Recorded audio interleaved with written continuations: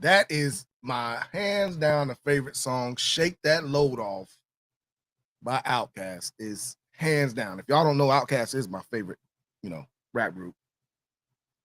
Some of the songs I played before I came on was from Outkast, Andre 3000, Big Boy. Shout out to those guys. Anyway, guys, how are we doing today, man? It is Sunday, 4 p.m., and we are at the Popo Show. How's everybody doing today?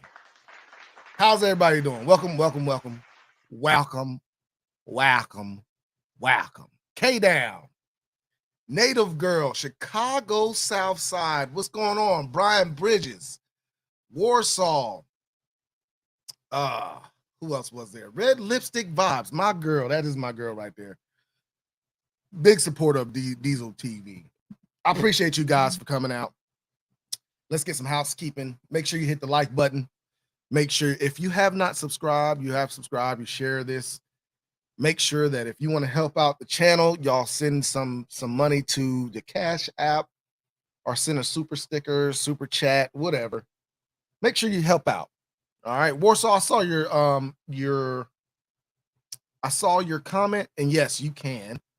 Do you want to come up? I'll drop the link here. I'm gonna bring up some people here in a little bit. If you want to, Red Lipstick Vibes. I know we're gonna be talking about something that you probably can relate to when it comes down to what I was wanting to talk about. Is I want to introduce you guys to Jay Prince. All right, me and Jay Prince, my first time meeting this guy named Jay Prince. I know you've heard me mention him in the past, and a lot of people have asked me, who is this Jay Prince guy that I keep on talking about? And I want to introduce you guys to him today, if we can get around to it. Warsaw, yeah, come on up on the panel, man, if you want to talk about something. I'll bring you up after I do my housekeeping and all my introductions and all that stuff. First of all, we're going to pay homage to all the officers that have lost their life in the line of duty. Thank God there have not been any new officers to lose their life in the line of duty. There was an officer that died from past complications. He got cancer from the 9/11, thing that happened, and he just recently died this past week. We are honoring him, paying homage to him, but thank God there were no actual new cases of officers dying in a line of duty. All right. Moving on. Anyway, so let's get to it, guys. Warsaw, if you want to, I don't know if you want to bring that up or not, but come on up. The link is post to the top of the chat, and we can talk about this whatever it is that you want to talk about.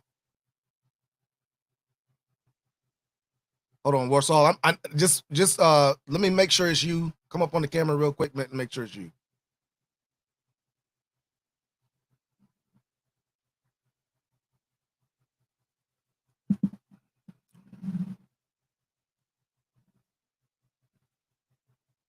Let me see.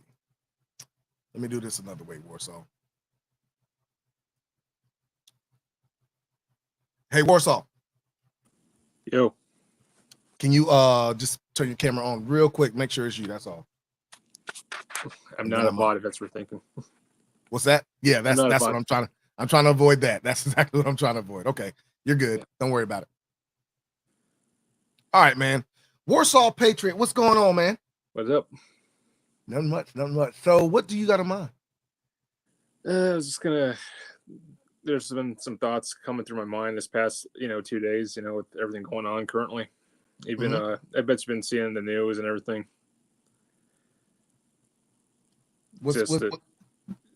You heard about the Texas incident that happened yesterday or the day before? No. What were you talking about? It was the another shooting that happened down in Texas at a mall. Oh yes, I did. Yes, I did. I did hear about that. I don't know about you, but I'm sick and tired of the media always portraying it's this person's fault, it's that person's fault, Democrat, Republican. It's the whole media concept is kind of dividing its people, especially within the law enforcement's aspect, the community's aspects. It's like we're fighting amongst ourselves over what? Yeah, I mean, you're totally right. We've said this before, right? When it comes down to it, the media is there for entertainment purposes. That's what I really think the media is, to get people to, well, not entertainment. I'm not going to say entertainment, but they're there to make people come back to their outlet to look at exactly what's going on with the news, right? So when it comes to the media, I think the media always puts a spin on stories so people will come back and watch what's going on.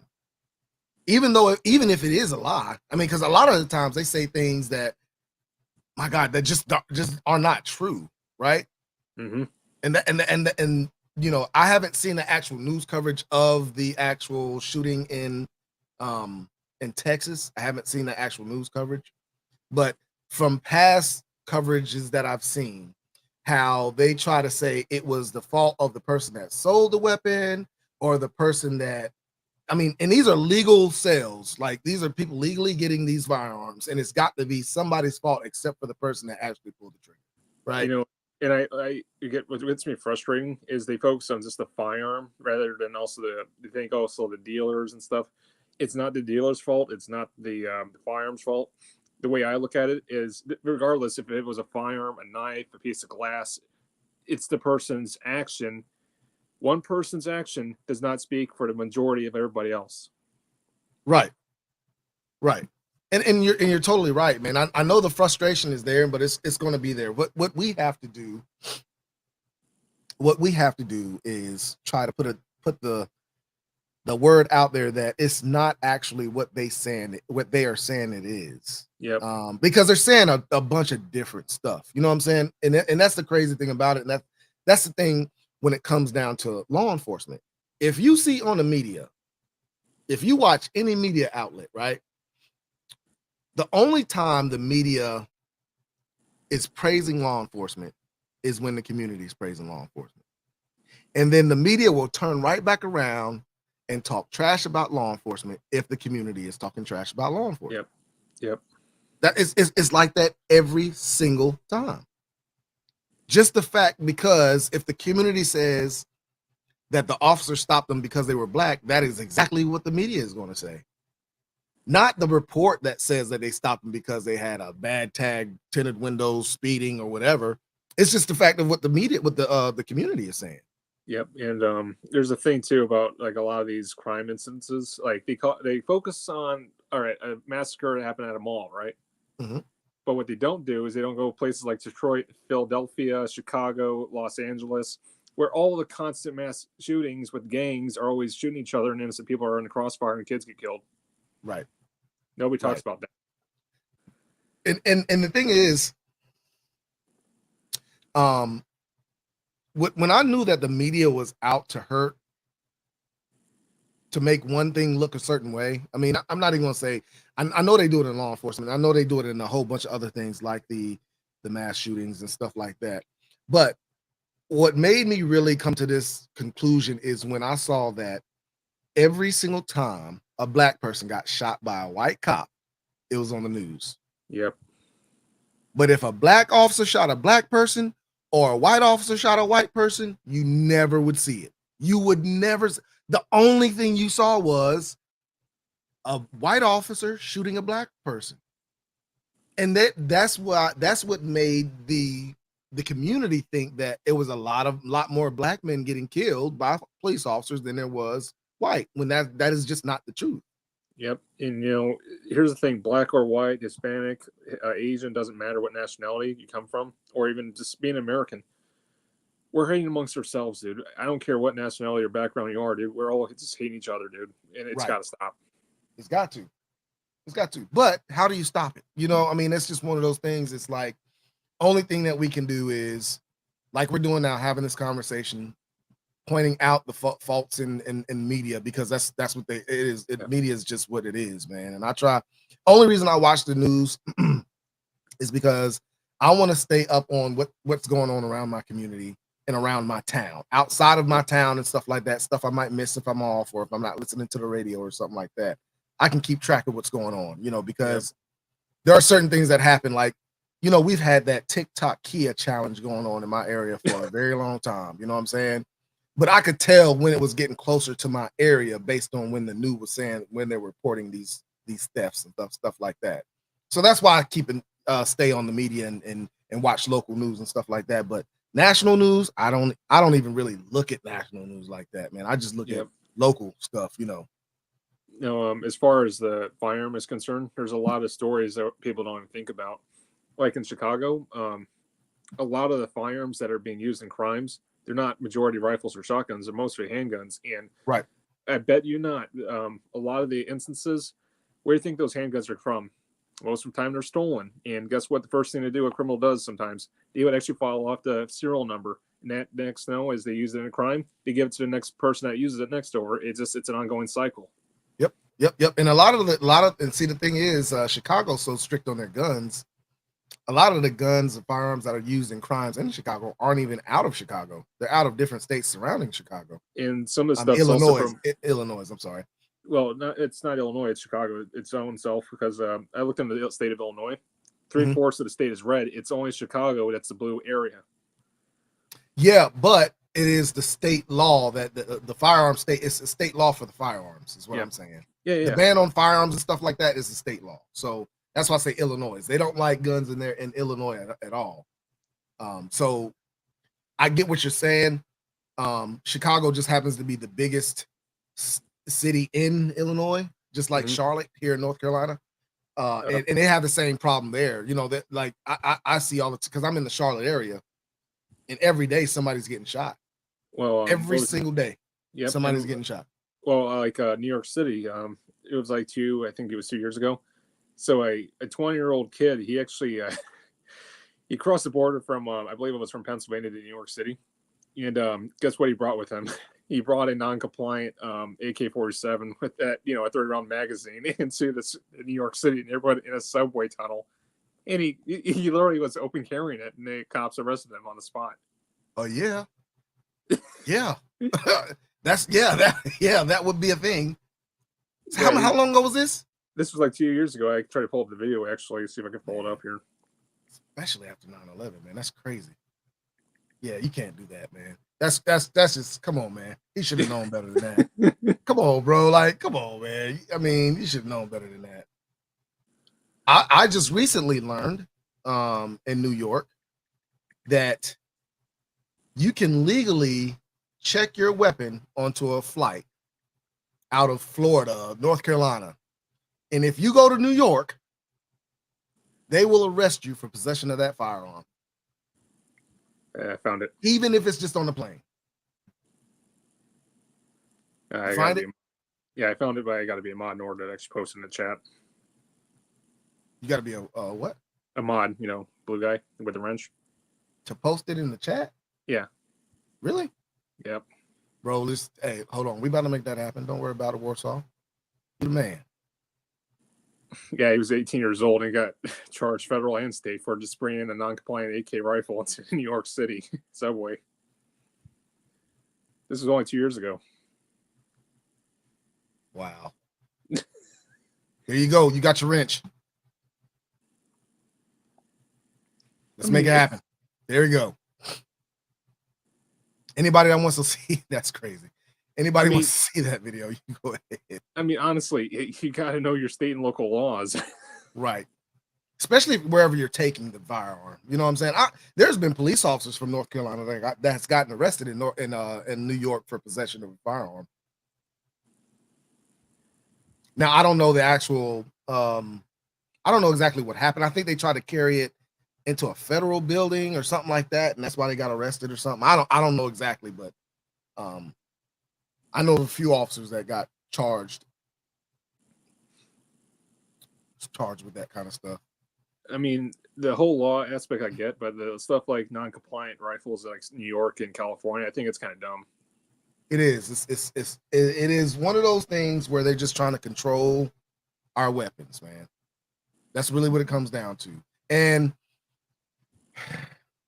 I get people all the time. Like I talked to a guy. I was speaking to a guy not too long ago on YouTube. It was somebody's live. I can't remember exactly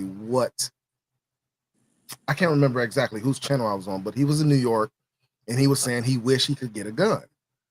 And I was telling him, you can get a gun. He was like, no, I can't. It's too hard to get a gun in New York. I said, yeah, you can. You just need to move.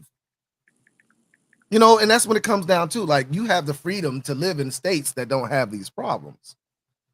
You know, and then that's me personally, I don't think I could get with being how I am about guns, moving to somewhere where they're going to restrict every gun that I have, basically, and tell me that I can't carry it.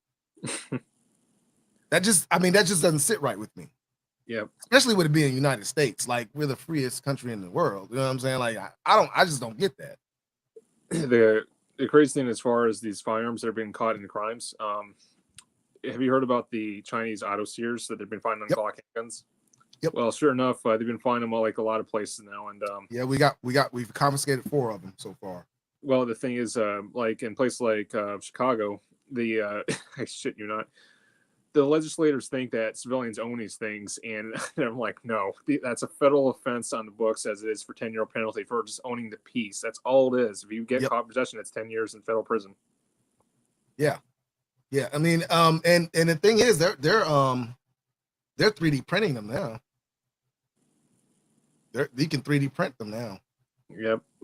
And then they're selling them online, dude. That's the scary thing, because the feds could actually fish you for that. Yep. And I will not touch them. I will not. Why would you? Well, I'm just saying, there's idiots out there that actually were willing to actually do that. That's just, I know a guy that has a few of them. He's an FFL dealer though, so he can have them. Yeah, SOT. Yeah, that's an SOT. Yeah, he's so he can have them, but outside of that, shoot, I told him I didn't really, man. Truthfully speaking, you know, I've shot a Glock 18 on full auto, and it was fun. But good gosh, man, trying to keep that thing on target is the hard. Any gun on target at full auto is hard, let alone a handgun. But a Glock itself is impossible, nearly impossible. Yeah. Unless you have a brace on it or something like that, I mean, you could possibly do it. But even, I mean, that it's just too hard to keep a full auto weapon. Joe Morgan, what's going on, man? I see you, brother. I see you, Joe. So, what's your take on the Bruin decision? You think it's going to really impact a lot of states now, hopefully? Which decision is that? The Bruin decision. It's the Supreme Court. It came out right now this past year. It's pretty much where it takes over Heller after what Heller said, and now it's Bruin is pretty much said your restrictions should only be based on historical fact, text, and tradition. It should not be based on modern law. This is what they came out with about what year and a half ago? It was just this past year, yeah. Yeah. Yeah, well, see, you would hope. So, man, I have a love-hate relationship with lawmakers, right?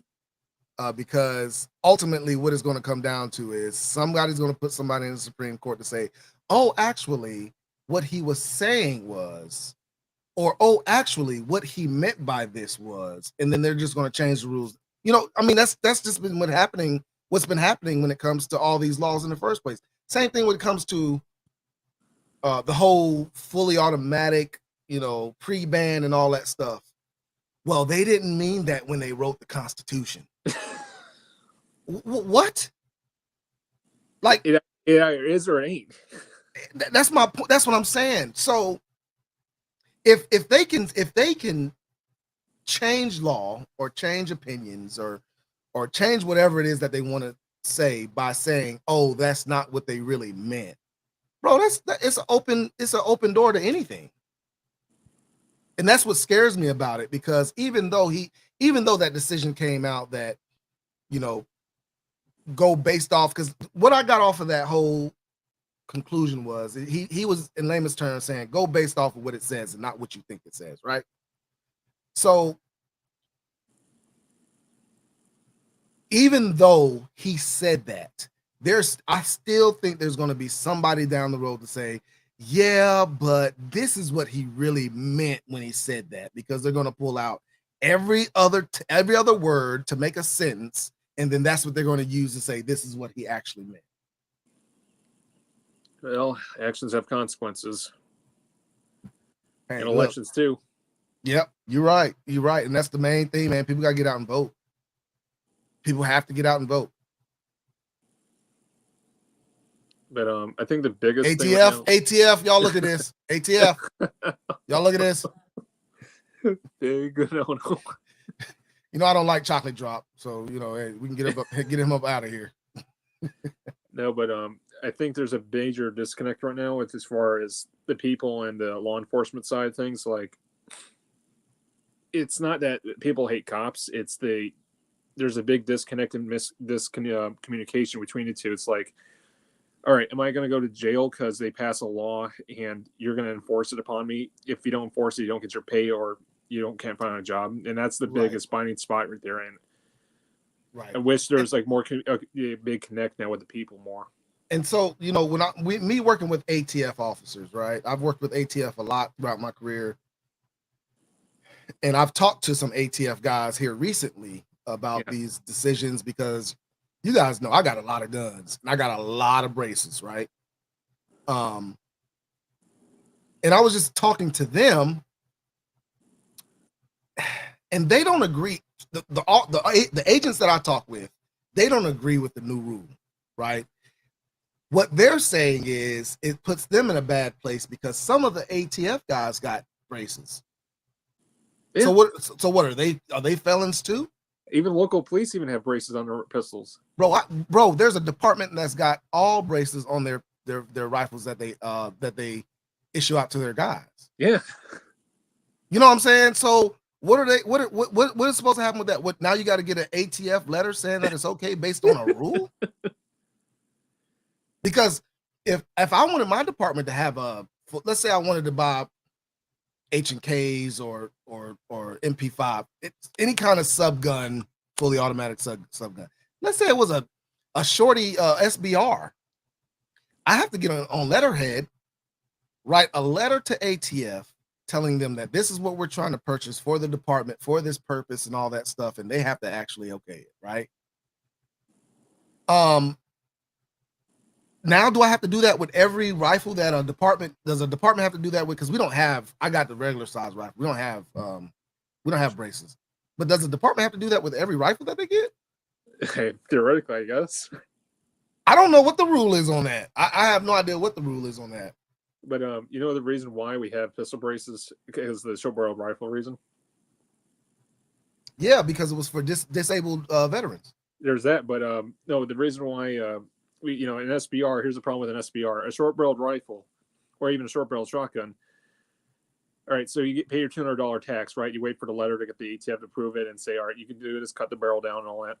Right. The problem is with the short-barreled rifle or shotgun, you can't cross state lines without the approval, and you got to tell them where you're taking it to. That's the major problem, and that's why we went to the pistol versions.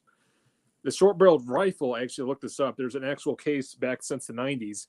It was Thompson Center Arms versus America. Thompson Center Arms pretty much had a Thompson rifle and a pistol variant sold as a case, two separate firearms together, two uppers, two lowers.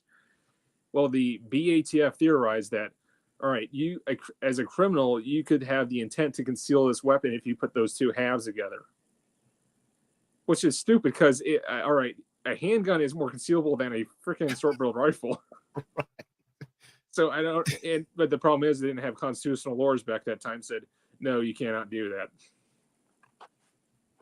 So I mean, theoretically, truthfully speaking, if I wanted a short barrel rifle, I wanted to conceal it to do something, bro. All I got to do is go to the garage, get a hacksaw. Pretty much.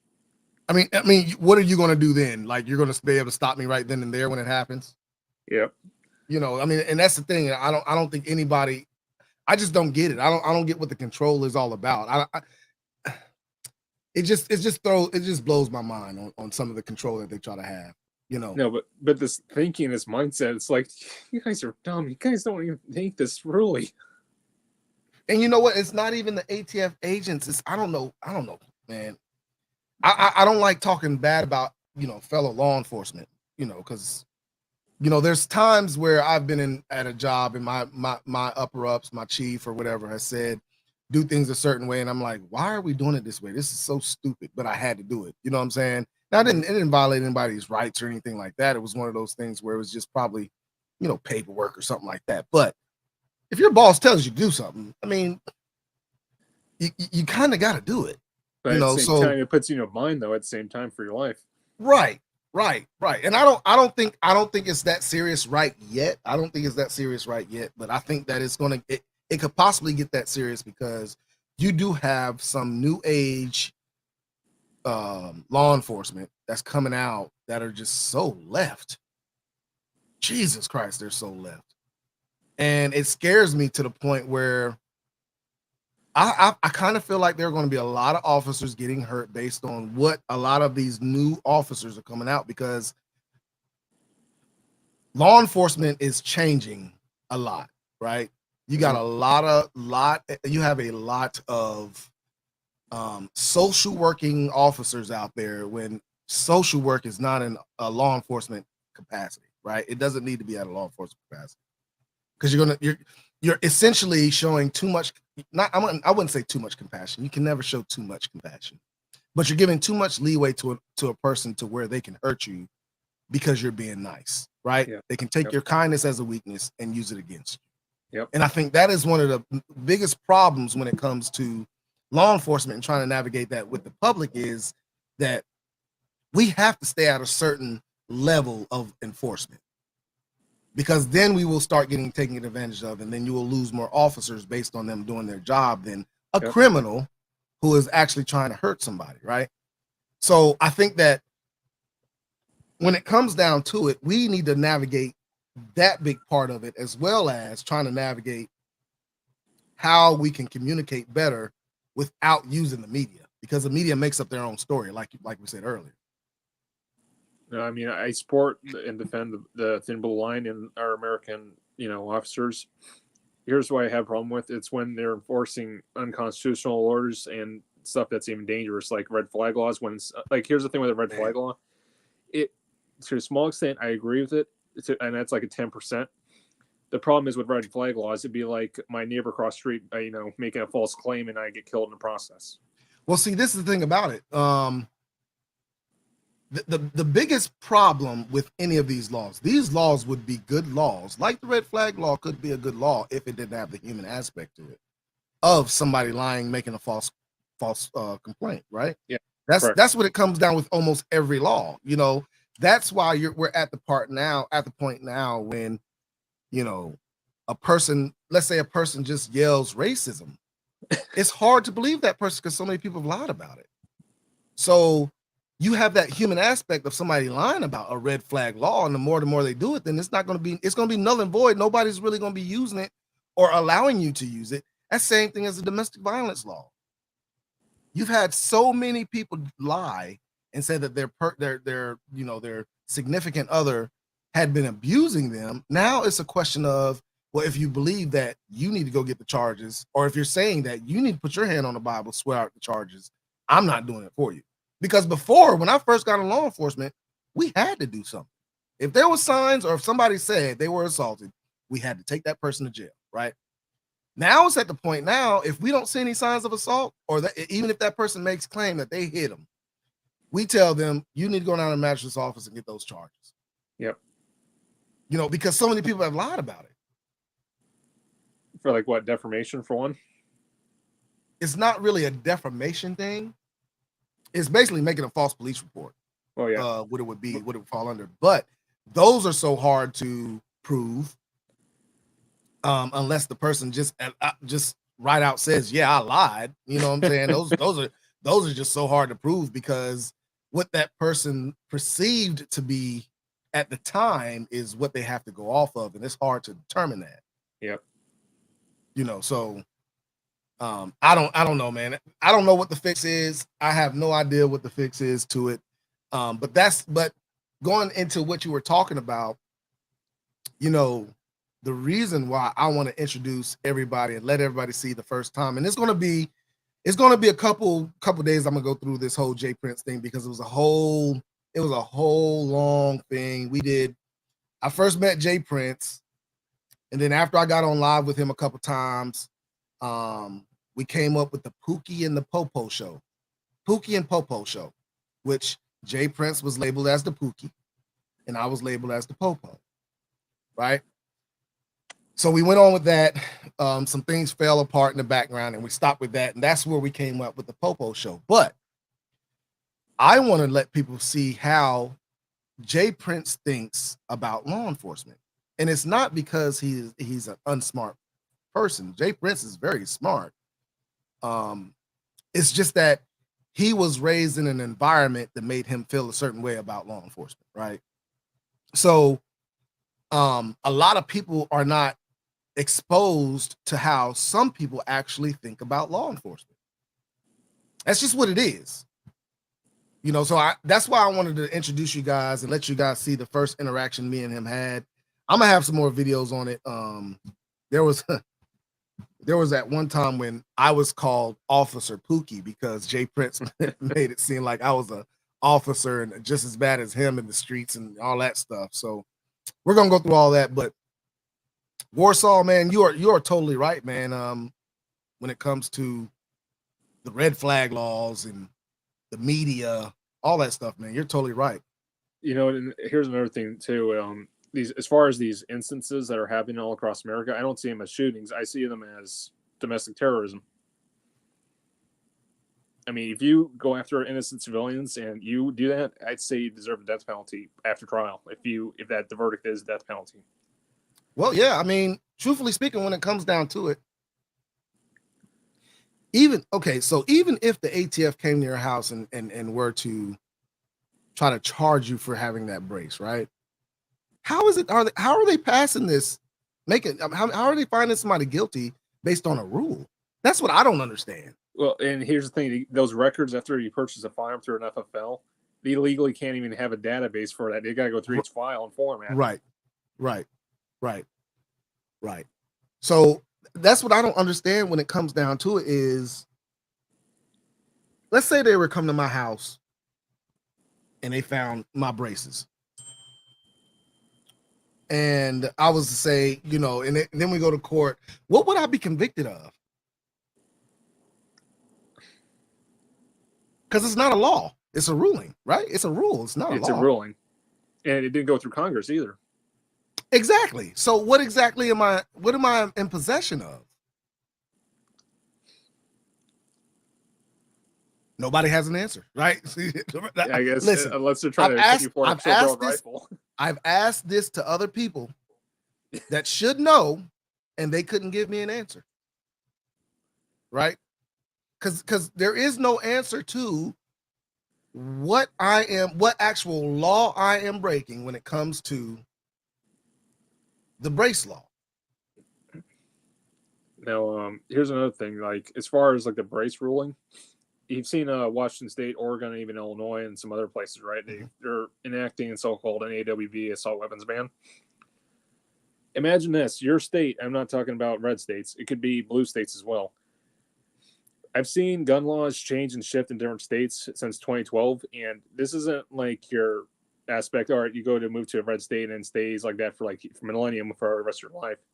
This is generational. Politics it flips and changes. So what happens when you get people in power?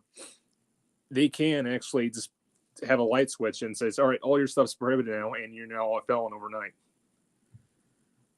Well, ultimately, that's what happened with the what was it? Well, that's what happened with the brace law, but that's what happened with California. What was it? No, I can't remember. But there was one law that we was talking about not too long ago. Me and my friends were talking about not too long ago, where it made it legal to have something, and then made it illegal again after they made it legal. You talk about the forced research triggers? Yes, that's what it was. Because it's the quote unquote machine gun. Right, the FRTs. Now, do you know how many? Man, I'm not even going to tell you how many FRTs I got. I don't have any FRTs actually. I don't even want to touch them. But man, those things were so cool to me when I shot it. Man, I was like, yo, I gotta have one. Wasn't able to pick up one because they changed laws and all that stuff. Boating accident, you know, those kind of things. But when it came down to it, man, it was like how I just don't understand. It's just always blew my mind how anybody, even in my position, let's say I was to catch somebody with an FRT, I'm gonna be like, yo, that's cool, bro, but don't get caught by the ATF. Crazy thing about that, since we're talking about machine guns or quote unquote machine guns, You heard of CRS Firearms? Mm-hmm. So Yeah. you guess you know about the whole thing. He was charged for a felony because of a etching on a plate of metal. Because of that little card that he had. That he was, they were saying it was a piece of a sear or something like that, right? Lightning Link is a Lightning Link based off of. Right, that's what it was. Yes. I remember that. But it's a drawing. Like they even said that he couldn't even work on the second rifle, and it would only work on one. And it was a slam fire. Right.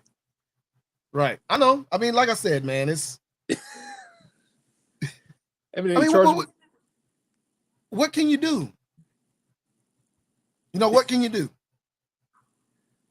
Because I know for a fact that if ATF was to come to my house, right, especially when the SBR, I mean the brace when the brace ruling at first came back, I was like, yo man, I gotta take braces off of all these guns, and I was being lazy. I didn't get them off right away. But let's say they would have came like the day after it, man, they would have had a bunch of guns with braces on them, and then I would have been charged. He said, what was it? Intent of possession of an SBR. That don't even make sense. It doesn't. I mean, you know the crazy thing is, I thought of it this way. I mean, back in the 90s, remember when pot was all illegal across states and only some states make it legal? That's what it was. Marijuana itself, it's now become like the gun laws now. You could just be prosecuted just for aiding like marijuana in your hands. Yep. And in some states it's legal, in some states it's not. But in federal law, it's still illegal. But even federal law won't prosecute unless you have tons and tons of it. Like they don't want to touch it unless you got tons or can be connected to tons of it. Like it has to be a large amount of marijuana. Now, here's the thing I don't get. Why do we need the ATF? The FBI does more of the work than anything, especially through the FFL forms. Well, ATF was initially brought out because of the whole prohibition for alcohol, right? Right. And now that that's not a thing anymore. It's more of I think it's more of explosives more than anything that they deal with, that they try to find out. And I think that's why FBI does more of the firearm stuff than ATF does, because they're more focused on like the illegal sales of guns and stuff like that. They are on that. But when it comes to like, you know, explosives and stuff like that, because when I worked the task force for Homeland Security, in our area, Homeland Security would have, I think they had 5 full-time Homeland Security agents, right? And they were actually worked for Homeland Security. Now, how the task force worked, I don't know if you guys know how task force works, but how the task force works is, let's say I work for a police department. Let's say I have an officer that works for a police department. That officer has done a lot of, you know, drug stuff when it comes to illegal alien stuff like that. And I would say, I want you to go ahead and work with Homeland Security, but you're going to be employed through my department. And all that does is just brings more money to the department, especially when you're talking about narcotics investigation. So that officer will have the credentials for Homeland Security. So they can show you credentials saying that they're Homeland Security agent. They have the badge and all that stuff. ATF, now Homeland Security had like 5 agents. ATF only had 1 agent for my area. And that's because ATF is not that prevalent when it comes down to it. Because a lot of the stuff has to deal with FFLs and stuff like that behind the scenes. So a lot of departments don't want their officers on there unless you have a big presence of the motorcycle gangs and stuff like that going on. Because ATF was pretty good at that stuff. I would have to say they were pretty good at it. I mean, crazy thing is too about the ATF. I mean, you've heard of their dark history with the Operation Fast and Furious. Mm-hmm. Yep. And the ATF were held liable for smuggling a whole bunch of firearms to the cartels in Mexico. Yep. Some of them, one of them killed a border patrol agent and a DEA agent too. Yep. So, I remember that. It's still going on to this day. Nobody even wants to acknowledge that. Well, I think, listen, man. Crazy world we live in. So you trying to get my channel struck? That's what you're trying to do. I'm not trying to get anybody struck, dude. I I'm just saying, we're living in reality where nobody wants to acknowledge something that's important. Well, we're living in a reality where if it doesn't benefit a certain group of people, then it's not going to be acknowledged. Yep. Or if it does benefit a certain group of people, it will be hidden. It will be not talked about. It will be struck. It will be somebody be coming knocking at your door if you say the wrong thing. You know what I'm saying? Stuff like that. So I try to stay away from politics. You guys know I don't really like talking about politics. I try to stay away from them. Yeah, same, man. And it's draining. It drains life out of you. It drains the life out of you. Especially, I was so upset when they passed that brace law because it just made it. Now what? Now I got to spend more money to make these guns legal, right? That's just ridiculous. I shouldn't have to do that. You want me to pay $250 for a tax? A tax on something that if I knew I was going to have to pay $250 for, I would have never got it. Well, here's the thing too. If you pay a SBR paperwork, here's the problem. Then you got to tell the ATF where you're taking that thing. Plus, if you want to get rid of it, then you got to say, "Hey, I want to get rid of my stamp." It's another headache. And you have to be open to any inspections of your firearms. They come knocking at your door. That's one of the main problems when it comes to that daggone stamp is that you open yourself to a knock at the door saying, "Hey, we want to see that stamp and we want to see that firearm. We want to see where you're keeping it." There's a channel I follow on YouTube. You heard of 2A Cops? Mm-hmm. Yeah, I follow him here. I'll put him in the chat here. But yeah, he actually has a lot of thoughts on the whole pistol brace rule. It's ridiculous, and it says that it's a trap even to have a registry for this thing. Oh yeah. I don't know, dude. It's ridiculous what we're living right now. It's slowly. I don't want to think about it, but I guess we're trying to become like Canada. Man, that's why people got to get out and vote. That's exactly why people got to get out and vote. Yeah, I don't know if you heard, but Canada already gave up their First Amendment rights last month. They did what? They gave up their First Amendment rights. A law, Bill C-11. You can look it up, Bill C-11. The Trudeau government literally passed the law saying if you want to speak or anything, you cannot speak out against the government, and you have to accept terms of the government that will be monitoring you. What? That's what he did up in Canada. That's the Trudeau government that they're up there now, dude. It's now become like a communist country. What the hell? Wow. Yeah, that's our neighbor. Wow. You could be arrested on the spot for even speaking out. That's like China, man. That's crazy, man. You know what? And I tell everybody that's up in Canada right now, any freedom-loving Canadians, come here to the States and we'll help out your problems and we'll help your country later in the long run. Yeah. Hey, I'm all open for freedom-loving American Canadians. You want to be American here? Go free, man. Yeah, as long as they're pro-gun. And pro-loving freedom. Pro 2A, pro 1A, all of them. All the A's. That's crazy world. Hey, we're going to get into this next topic. I'm going to go ahead and drop you back down in the section. Hey, Diesel, thanks for having me on, man. Yeah, man, no problem. Hey, man, anytime you want to come on, you let me know, man. If you want to bring up something to talk about, man, let me know. Yep, thanks for having me on, man. Seriously. Yes, sir. Man, Warsaw, appreciate you coming on, brother. Appreciate you. He is a moderator now. He's been promoted to moderator. All right, guys. So let's move on to the next one we were talking about. This is what I wanted to bring. I wanted to introduce you guys to my guy, Jay Prince. Okay. They call him Jay Prince for president. So how this started was he was actually Anton Daniels is the one that actually brought Jay Prince up first, right? Anton introduced Jay Prince to YouTube. They had a show going on every Sunday where they would speak about certain stuff. All right. Now, this is the second show that they came up with that they were doing. And on this second show, they talk about rapper Boosie Badass rages, threatens to spit on cop during traffic stop. Jay Prince for president. All right, that's the actual title of it. If you guys want to go back and see. So I'm gonna play a little bit of this, and then I came in a little bit later in the conversation. And this was my like I said, this was wind up having a phenomenal show the other day. The last weekend. Can y'all hear it? Oh yeah, I think I did pretty good on that one. I think you a hit, bro.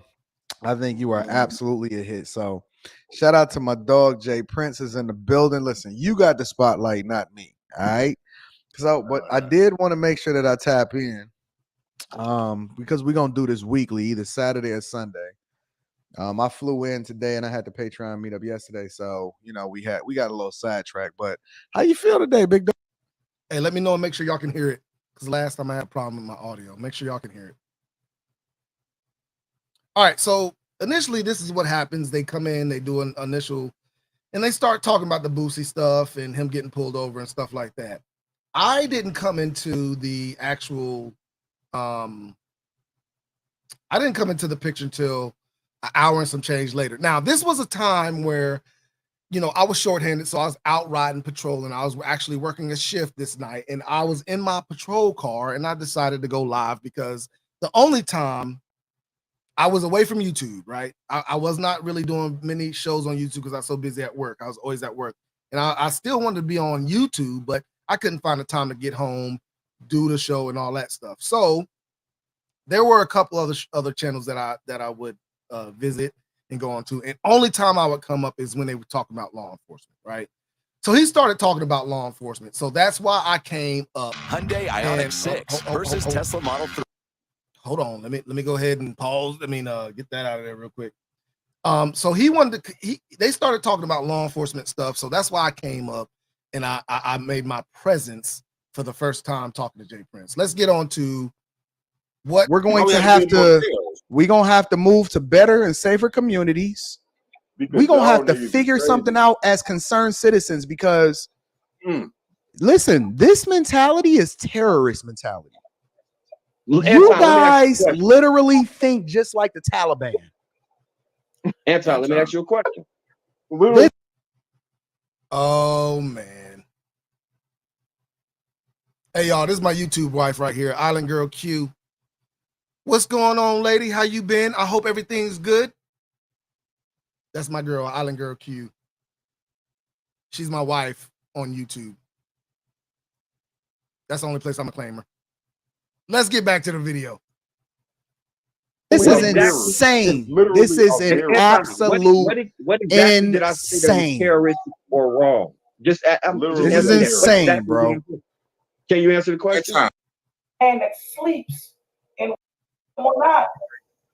That's a problem because you still have good black men that are in the police service. We have one right here in the box below that man. So the point that I'm trying to make is, without trying to get biblical, because I don't want to get biblical. What I'm saying to you is, we put more quality on us than we do in us, brother. We spend more time trying to look good than we spend time trying to educate ourselves and be that example for our children and our wives. So the point that I'm trying to make to you is this, the basic foundation of it. Before we go and grab the white man, let's grab our wives and our children and get them in order. So, I don't know if you guys know this or not. Jay Prince is more of the black community, brotherhood. He doesn't say he's pro-black community. He just loves what he says. I think is he just loves black people, right? And he wants to see black people prosper. So the only problem I had with Jay Prince is that he would say this stuff. Island Girl Q says, look at that man.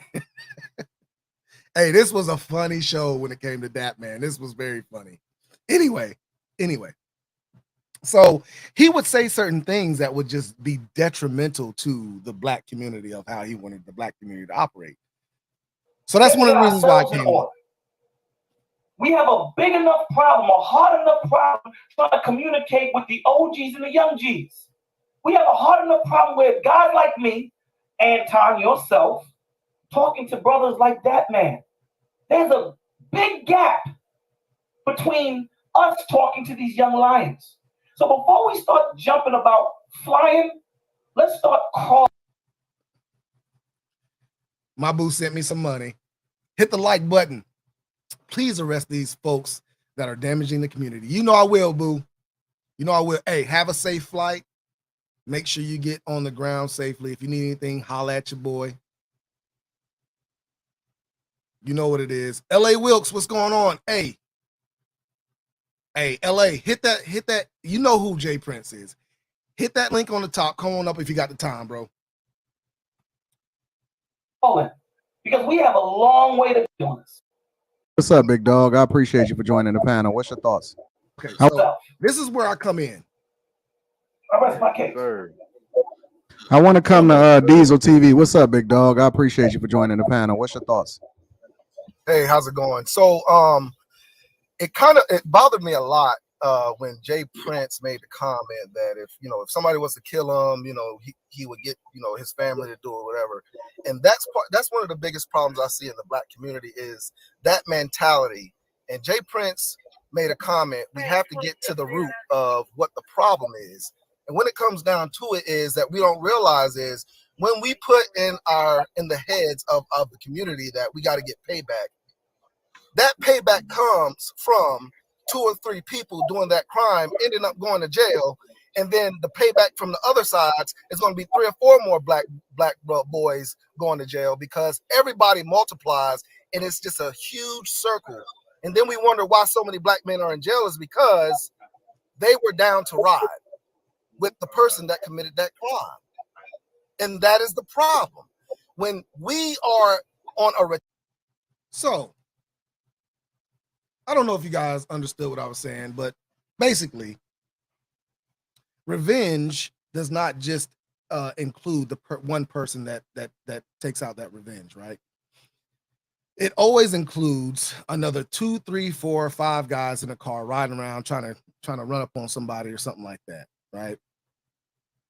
What Jay Prince was saying was he doesn't want anybody calling the police if something were to happen to him. He wants his family to take care of it. My whole argument was once you leave it in the family, don't wonder why so many of your family are in jail, right? Because ultimately, one of his main complaints was, and you guys will see this as we go on, one of Jay Prince's main complaints is that the white man is always trying to lock up brothers. He's always trying to lock up black people, right? But my complaint was, well, not my complaint, but the other side of that was, it's not the fact of white men always locking up black people. It's this whole mentality of if one person rides down on me, my whole family gonna ride down on him. Somebody's got to go to jail for the crime, right? It just so happens that the whole family is the one that committed the crime. A retaliatory mindset when it comes to Quentin, what's going on, baby? It's not just one person. It's one person that killed that other person, but it's 3 or 4 people that do the revenge. Then they get caught, and that's 4 of our people in jail because they want to do revenge on somebody that was killed. And it always multiplies. One of the things, I've been in law enforcement for over 20 years. And one of the things that I have always seen was when it comes to gang-related crimes, it always multiplies and more people that go to jail because that gang is always after that one person that did that crime. And it's 5 or 6 people that get involved in this murder that go to jail for this murder because they wanted to get back on somebody killing their boy, instead of just telling the police who did it and taking that person off the street and risking the fact of while that person's out and you're looking for them, they're killing somebody else. I think that's one of the biggest problems with our community is that we just do not. And a lot of people say I'm biased because I am the police, but I see it. I've lived it. And it's a problem. It's a problem. We have to get this mentality out of our minds of we're not going to snitch. We're going to take it into our own hands. You can take it into your own hands, but then once we start doing that and once we keep doing that, stop asking the question, how many black people in jail? Stop asking that question because we already know. Okay. What do you think about that, Jay Prince? Okay. I want to say this. The measures, okay, the solution that y'all got already, that y'all been had since we've been over here, those murders still happening. And it's, guess what? And in the next 50 years, it's still going to be happening. So calling the police and all that stuff, the way how y'all saying it, it's not working. So this is where the disconnect came from. Looking back at this video, I can see. So this was my first time actually going on and debating with anybody when it came to law enforcement. I wasn't all that, prepared and all that stuff. You know what I'm saying? I did my best. I think I did all right for the first time. But this is the disconnect.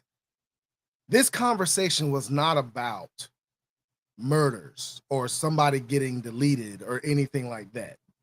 This conversation was mainly about why are so many black people going to jail, right?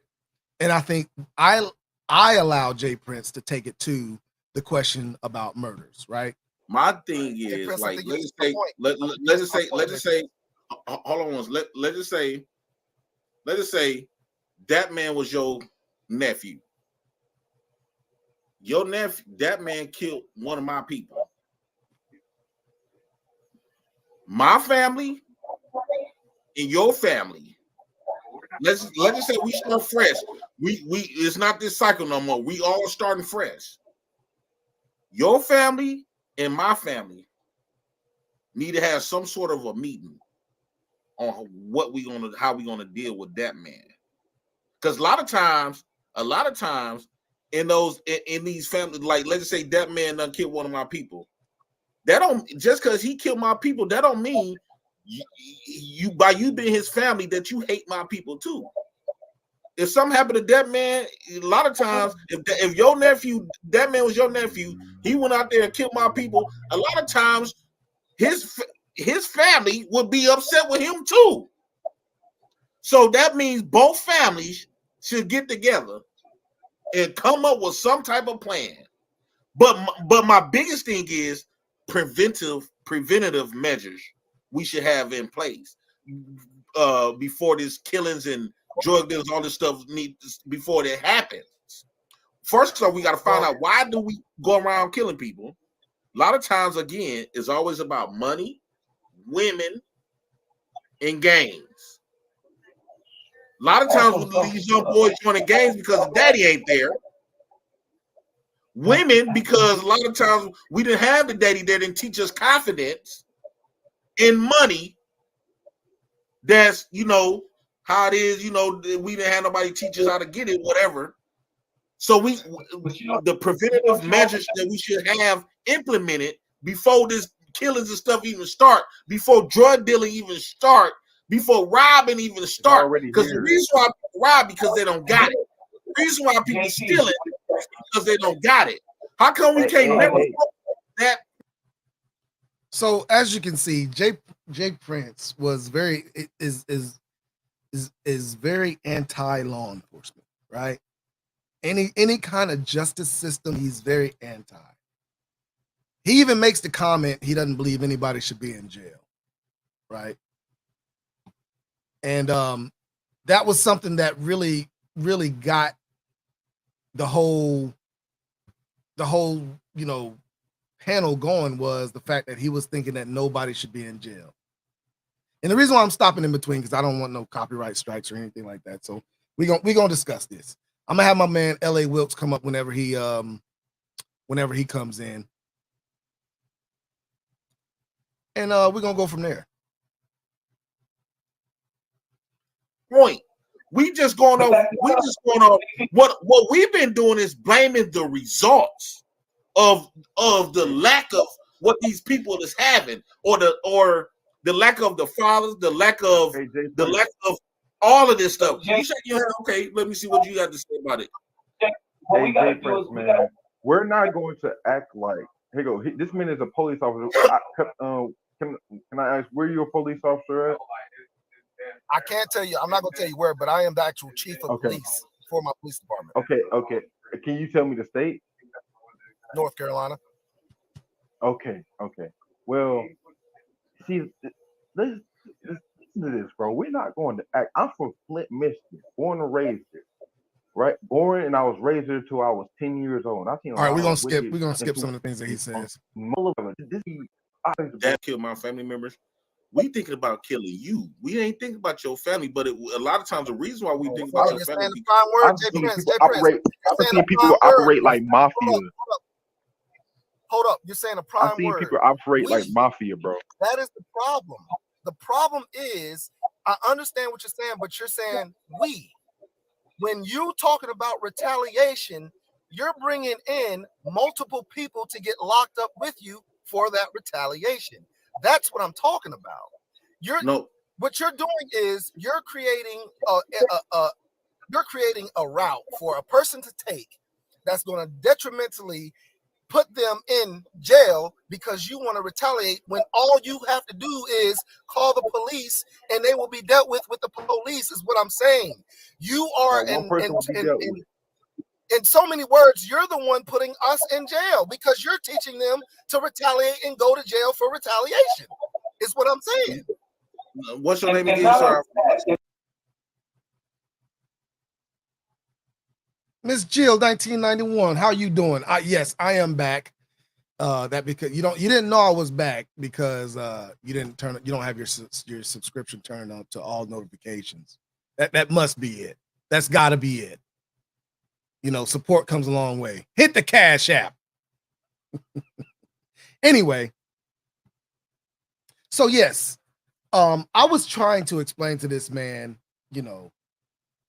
what his mindset was doing. The comment that a lot of these kids don't have their fathers is because of some of the things that the decisions that people have made when they were younger adults. I know for a fact a lot of these guys that I end up taking to jail for committing a revenge deletion or whatever you want to call it. A lot of them say, hey man, I just had a kid. This is going to mess up my whole life, and they regret it afterwards. But it always comes down to, I got a car full of dudes, 4 or 5 guys, right? Riding around, they see somebody who's done something bad to them, either hurt one of their partners or took them out or something like that. And they ride down on them, right? And then we end up finding out who it is. We end up taking them to jail. And almost every single one of them has a young child. And then you have someone like J. Prince saying that it's the white man. The white man is the reason why some of these kids are raised without their father. And I just can't get down with that. I cannot agree with that. That just blows my mind that somebody would be thinking that way, right? And not only that, JP, but you gotta understand too. Officer, what's your name again?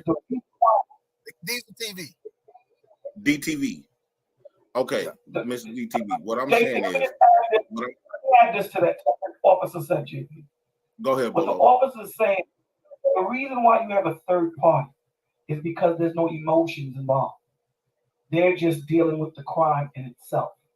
Nobody is caught up. No one is close to it, right? This is why when you have a judge, when you have a police cousin might have got hurt, and the officer can tell me if I'm wrong. If he's too close to it, they're going to say, yo, you got to come off this case because you're not going to see clearly. You're going to already have your eyes set on that man. And I don't like that man, but he was the last one to see my daughter, so I'm going after that man. You need fresh eyes on it, right? You have to understand there's so many moving parts to these things. So the reason why it's a bad choice to do, let me tell you why. FBI,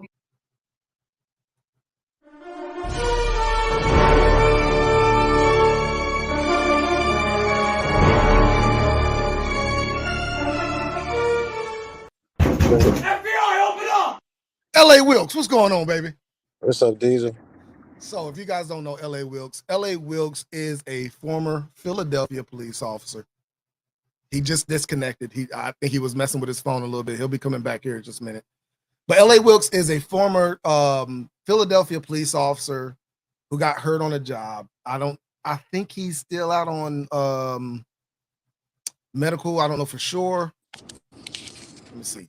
All right, you back. What's going on? Yeah, what's up, Diesel? Nothing No, much. Nothing much. I'm still So there. I'm just on medical right now. okay, yes, he is still an officer. He is on medical, and he's taking it easy. You know what I'm saying? Ugly as hell, as y'all can see. That's a fact, sir. That's a fact. What's going on, LA? What's up, man? Nothing much. So, like I said, as you can see, I just wanted to introduce some people to Jay Prince because a lot of people don't know or not have been exposed to how people like Jay Prince think, right? And you know, we can shake our head every day, all day, but as you know, as a police officer, we deal with this kind of stuff on a day-to-day basis in the hood, right? Yeah. This is the mentality that the hood has, regardless. I think the main reason for this mentality is because they want to be allowed to do anything they want to do without any repercussion or anybody telling them they can't do it. Yeah. I think that's the main reason. So, what was your? I know you've had some encounters with Jay Prince. What was your encounter? Well, see, he's the type of person, right, that has a likable attitude at sometimes, right? So he kind of draws you in. I mean, I'm pretty sure you know those type of people. Oh yeah. But the problem is, once he gets going, you be like, dude, you don't know what you're talking about. And that's the issue. So I never really had any encounters with him. I was on like a panel with him one time, but I just know how I get. And once I found out, no disrespect to him, but once I found out you're stupid, I kind of don't have a conversation with people. Right. I wouldn't go as far as saying Jay Prince is stupid though. I really wouldn't. I wouldn't say that he is. I just think he's ignorant to the facts, right? I think he's been raised and told a certain way. He's lived his life a certain way. And just like me and Warsaw was talking about earlier, media will make a person think one way about anything if you rely on what the media says and not the facts, right? So his main thing is that police officers kill black men all time. That's what mainly we police officers do, is they just kill black people, right? Okay. And if you look at the media, that's what you're gonna think. Right. So I think he's just ignorant to the facts of what's actually going on. And it's actually hindering him in his life because of how he feels about certain things.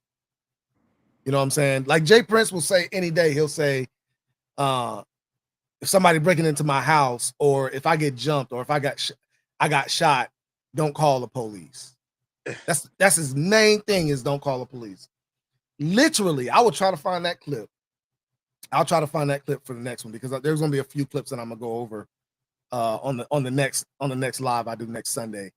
But literally, there's a clip where Jay Prince and Anton Daniels are live, and Anton says, "So Jay Prince, if I get shot, you're not gonna call the police?" I remember and Jay that Prince one. was. You remember that one? Yeah. Yep. And Anton got mad because he said he got mad. Homie. He got mad because they're supposed to be homies. You know, Anton is giving him a way to get money, make money, you know, help out his family and stuff like that. Anton felt the way about it. I don't blame him.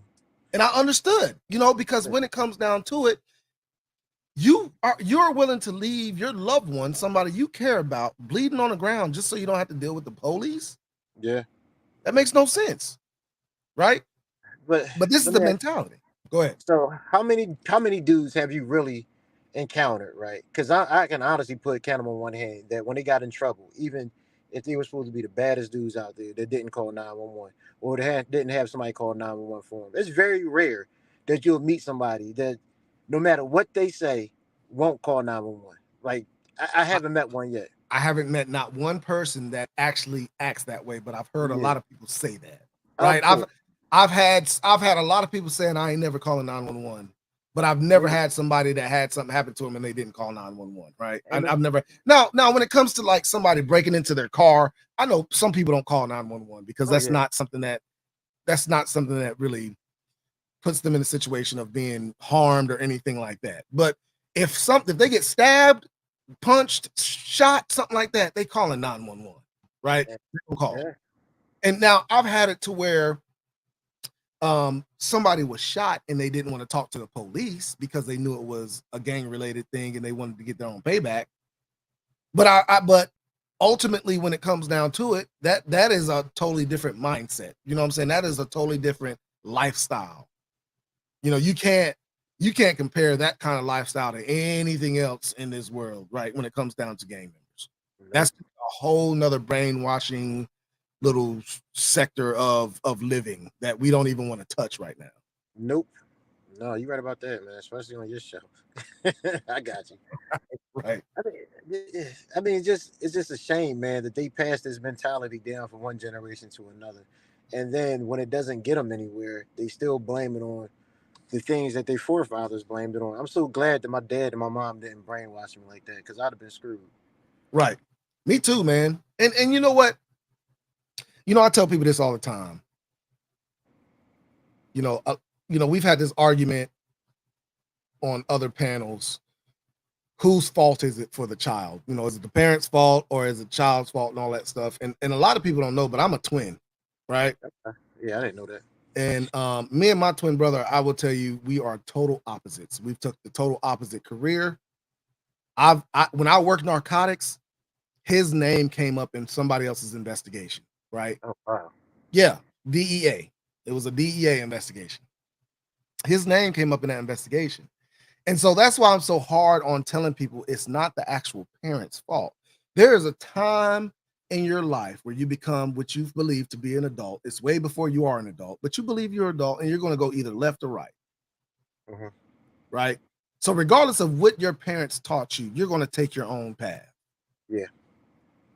Your path is not determined by your parents, because if it was up to my mom, I wouldn't be the police, truthfully speaking. And it's not on the fact that she don't like police. She just don't want me doing this dangerous stuff. I wouldn't have a motorcycle. I wouldn't be the police. You know what I'm saying? I wouldn't do all this stuff that she sees as dangerous. I would have a safe job, be at home, you know what I'm saying? Probably a stay-at-home mom or something like that if it was up to her. You know what I'm saying? So you can't blame it on the actual parents per se. I think what it is Jay Prince just got around the wrong people, started living the wrong life. You know. Now, there's another thing about Jay Prince that I had a real big problem with. I don't know if you heard this before. Jay Prince always talking about how the police beat you up and all this stuff, right? And Jay Prince has been arrested 30 plus times. 32, I think it's 32 or 33 times. He brags about it. I remember he got mad when people said it wasn't real arrest, and he got upset. I don't know why. That was crazy. Right. But if you ask Jay Prince how many times he's been beat up, he says never. How do you have that argument? Yeah.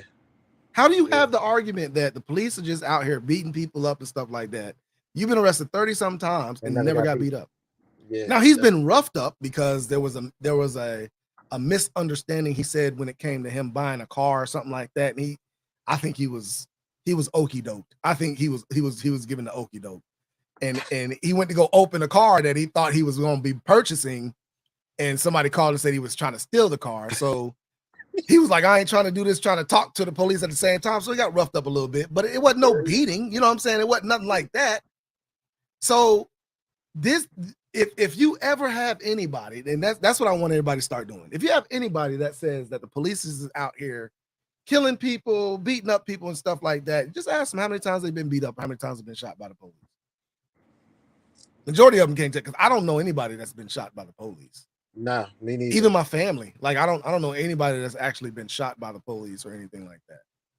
I'm pretty sure more white people know people that got shot by the police than us. I was on a panel with somebody last night who said that he was white to say his cousin got killed by the police.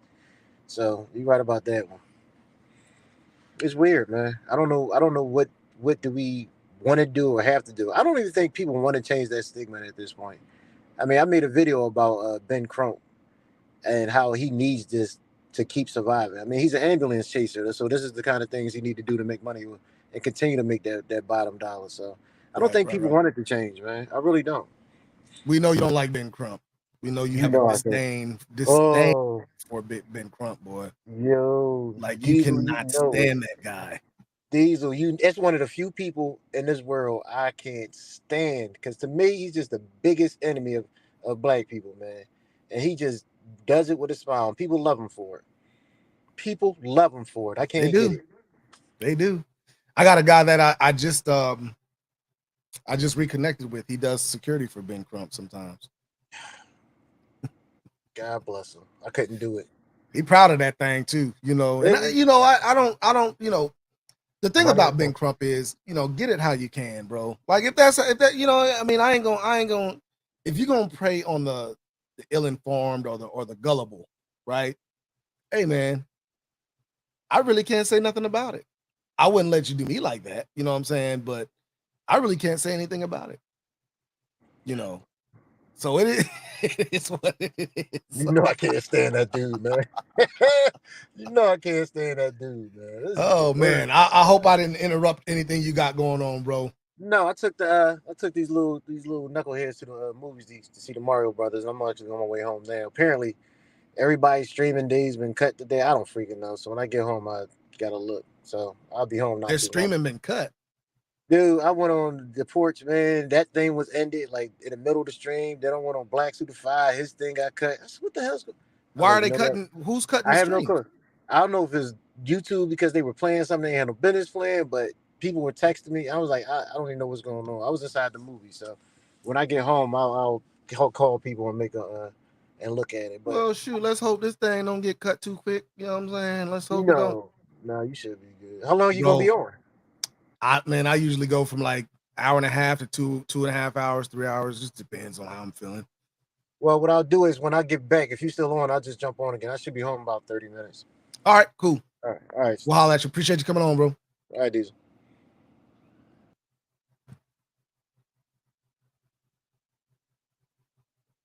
All right, let's get back in this. Hey, listen. If y'all haven't followed LA Wilkes, y'all go ahead and follow LA Wilkes, man. He has a good The Porch Session, Locker Talk. He has a few shows that he streams on, man. And it's one of those things, you know, he's coming up. He's coming up. So y'all follow LA Wilkes and The Porch Session. That's another channel that he's connected with. They do shows on and all that stuff. Warsaw Patriot says I can see streaming on Rumble. I didn't even know Rumble did streaming. I don't know anything about Rumble. I don't know anything about it. That's another platform that I've always told myself I'm just going to be on one platform. This is a hobby. This is not. I don't want it turned into a job. That's why I had to get off of it for a little while because I felt like I had to make time for it that I didn't have. I don't want to be there, so I didn't even know that. But let's get back into this video.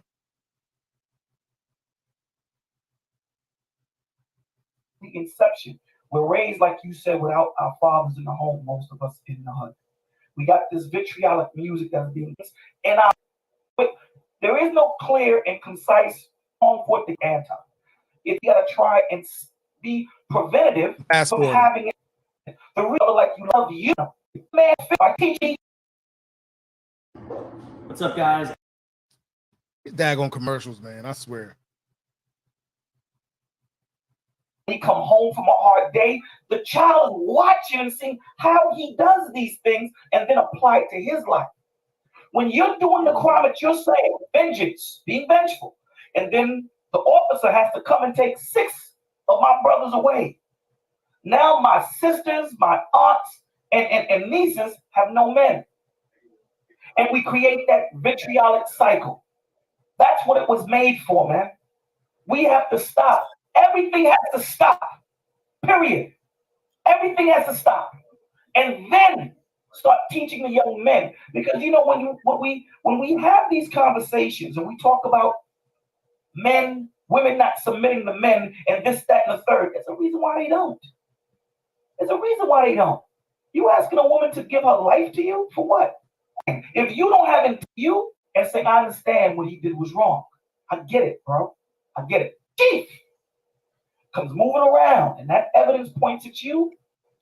Shout out to 2 Cents Uncensored says, Jay Prince on the big screen. Remember, you're bigger than your environment. Keep improving and proving that you're more than what they see or hear sometimes. Shout out to 2 Cents.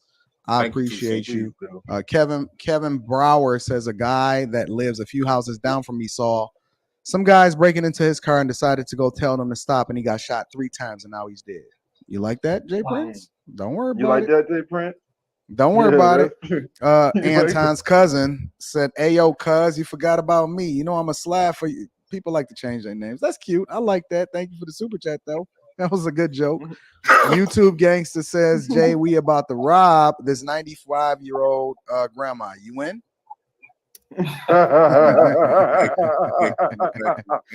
Mr. J Duke 40 says, JP not telling kills the community. I agree. Ultra Ego says JP is deep into the ghetto mindset, can't save him. I don't agree with that. JP, my guy, we are gonna save JP. Wealth Builder says JP, people are being murdered over jealousy. Brock says, that's a bar. Bolo says we put more quality on us than we put in us. Sheesh. Bobby Bloom says JP only believe in snitching on himself.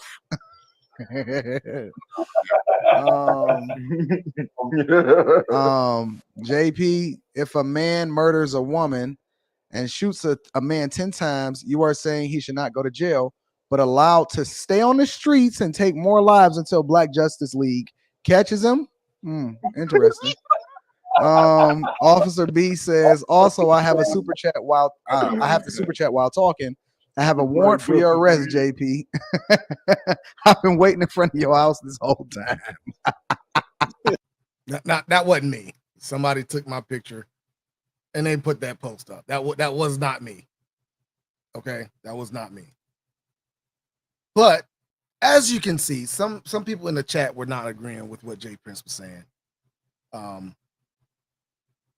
But this is the mentality that a lot of people in the hood have when it comes to law enforcement. Mr. Duke says, JP, I don't want you or your kind living near me.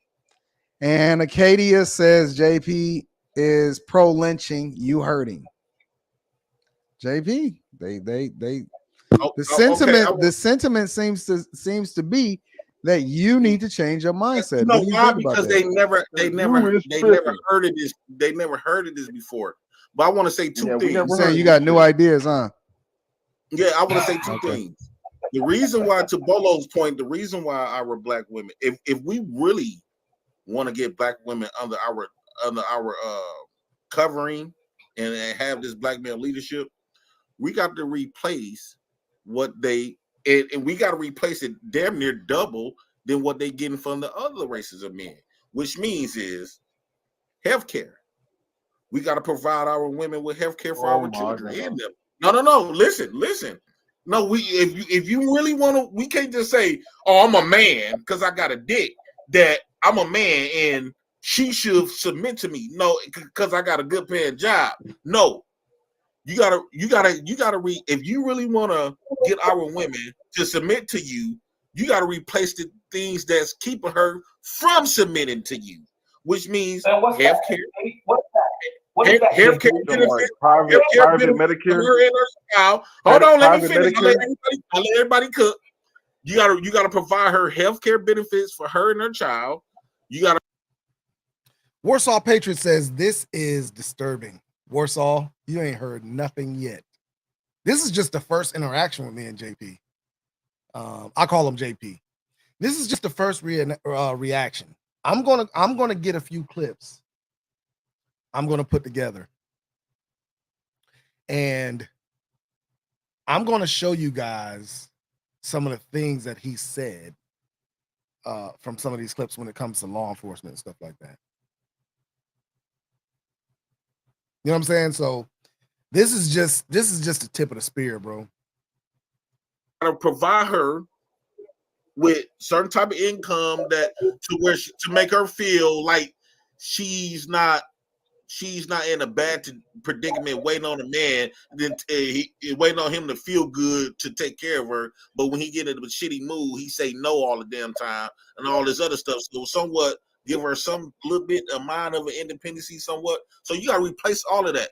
And two, I want to say this to Officer DP. Now, Officer said, when we kill people, you know, he was saying like, if we kill people, you're going to bring what I'm doing, what the mindset that I got is just going to make other people become more criminals. And I can somewhat agree with you. And you said, and Bolo said it too. That's not help. That's not solving nothing, because now all of these criminals that I'm creating, and I'm locking men up, and all these other. And Bolo said, if we go to court, why would you have somebody that won't DP? Like when DP kill my people, that man won't. People that won't that man. Why would I, put him in a position to judge him? It's not going to be judged fairly. But I want to ask the officer this. What happens if I kill a cop? If I kill a judge? How they going to treat me? Would I get the same fair treatment like y'all advocating for? No, you know what they're going to do? They're going to have retaliation. And then please don't come up here and say, just to be nice, and say it's not going to be retaliation, because a lot of people that kill cops, especially kill a judge, they're going to get revenge. The same stuff that you preaching that you against. Give me an example. Jay Wood says, I got 5 on it. Appreciate the super chat, my man. Appreciate it. Jay Wood always coming through with the super chats, man. He's been supporting the channel. Jay Wood, we up here talking about your boy JP. A lot of people have not been able to hear him talk, and this is the first time they're hearing him. This is the actual first time I've had a conversation with JP. This video right here is the first time. So what he's saying is that you guys heard it. What happens when it comes to a judge or officer that gets harmed or whatever? What kind of retaliation happens? And that's the thing. There really isn't any retaliation. I don't know. I haven't heard of a situation where an officer was killed or anything like that, and they just flat out retaliated. Now, going to find a guy and knowing that the guy is capable and willing to kill an officer, it puts another officer on edge, yes. But if that person was to show up with their hands up and giving themselves up, nothing would happen to that person. They would see their day in court, Huh? Give me an example. I know cops have been killed and the person goes to court. My brother killed the chief of police. My brother-in-law, he killed the chief of police. Okay. They beat his eye socket out. And then before he won, he already know everybody know how they're going to treat him. Now, a lot of people say, well, what's the difference between killing a cop and killing somebody else on the street? You're going to get the same time. No. When you kill a cop, chief of police, judge, whatever, that time going to be way harder than you killing somebody on the street. They're going to make an example. So niggas won't get an idea. So niggas won't get an idea of killing cops and stuff and judges. They're going to make an example out of you, right? And that's the same thing we doing. But it's just that y'all is legal and ours not. No, it's different. There's a difference. There's a big difference in that, Jay.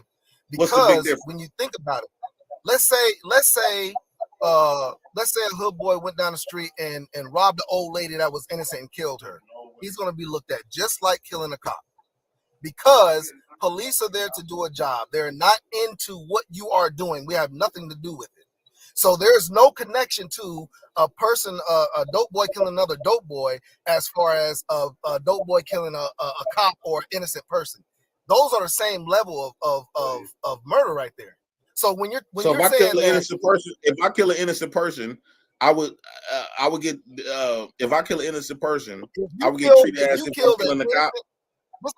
Just like you said, the guys broke into that house and killed that 80-something-year-old man. They'll be looked just like if they killed a cop. Is your concealed carry firearm? I'm tired of these commercials. So Jay Wood says everyone would have their opinion. Your upbringing will dictate your thoughts and actions. People are set in their ways, and you're right. You're right to a point. But I know for a fact there are some people that were raised as racists, grow up, find out that their way of bringing up or their thoughts was wrong, and change their ways. You know what I'm saying? So sometimes we have to be adults in the whole situation when it comes down to it. do research for ourselves and find out what the actual truth is. I don't think Jay Prince has went that far.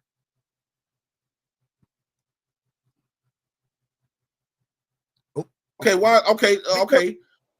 Well, Derek Chauvin. When he killed George Floyd, did you know when he went to jail? When he went to jail, right? The people that work in that system, every black person that was the COs, all the correction officers, they would not allow him to be around Derek Chauvin because they thought they was going to retaliate against Derek. Now, I don't know how true that is. He said that I couldn't speak to that fact or not. I don't know if that's true. I wouldn't think that would be true, but I can't speak to say if it was true or not. They wouldn't allow no facts. That was a setup. So they protected Derek Chauvin from everybody, including the people who they trust to work in their jails, away from them. Okay. They doing the same shit that I'm talking about. What we should be doing. We're talking about apples and oranges, bro. You're talking about apples. Why is it when Derek Chauvin killed George Floyd, he went to court and all this other stuff and got found guilty? You mean when he ate those drugs and overdosed? The judge found Derek Chauvin guilty. Guilty. Know that. And how come he didn't? When he ate that fentanyl, remember he ate that fentanyl and killed himself? But we're not gonna speak on that. No, what I'm saying, Derek Chauvin killed himself. And they wanted him to do his time. No, I'm talking about. Now, listen, I'm talking about George Floyd. Derek Chauvin been protected by the same system that you telling us that we need. You telling us to go to the same system? No, bro. My rule. That was my rule mentality right now. How you're moving right now. Hold on. Okay, good.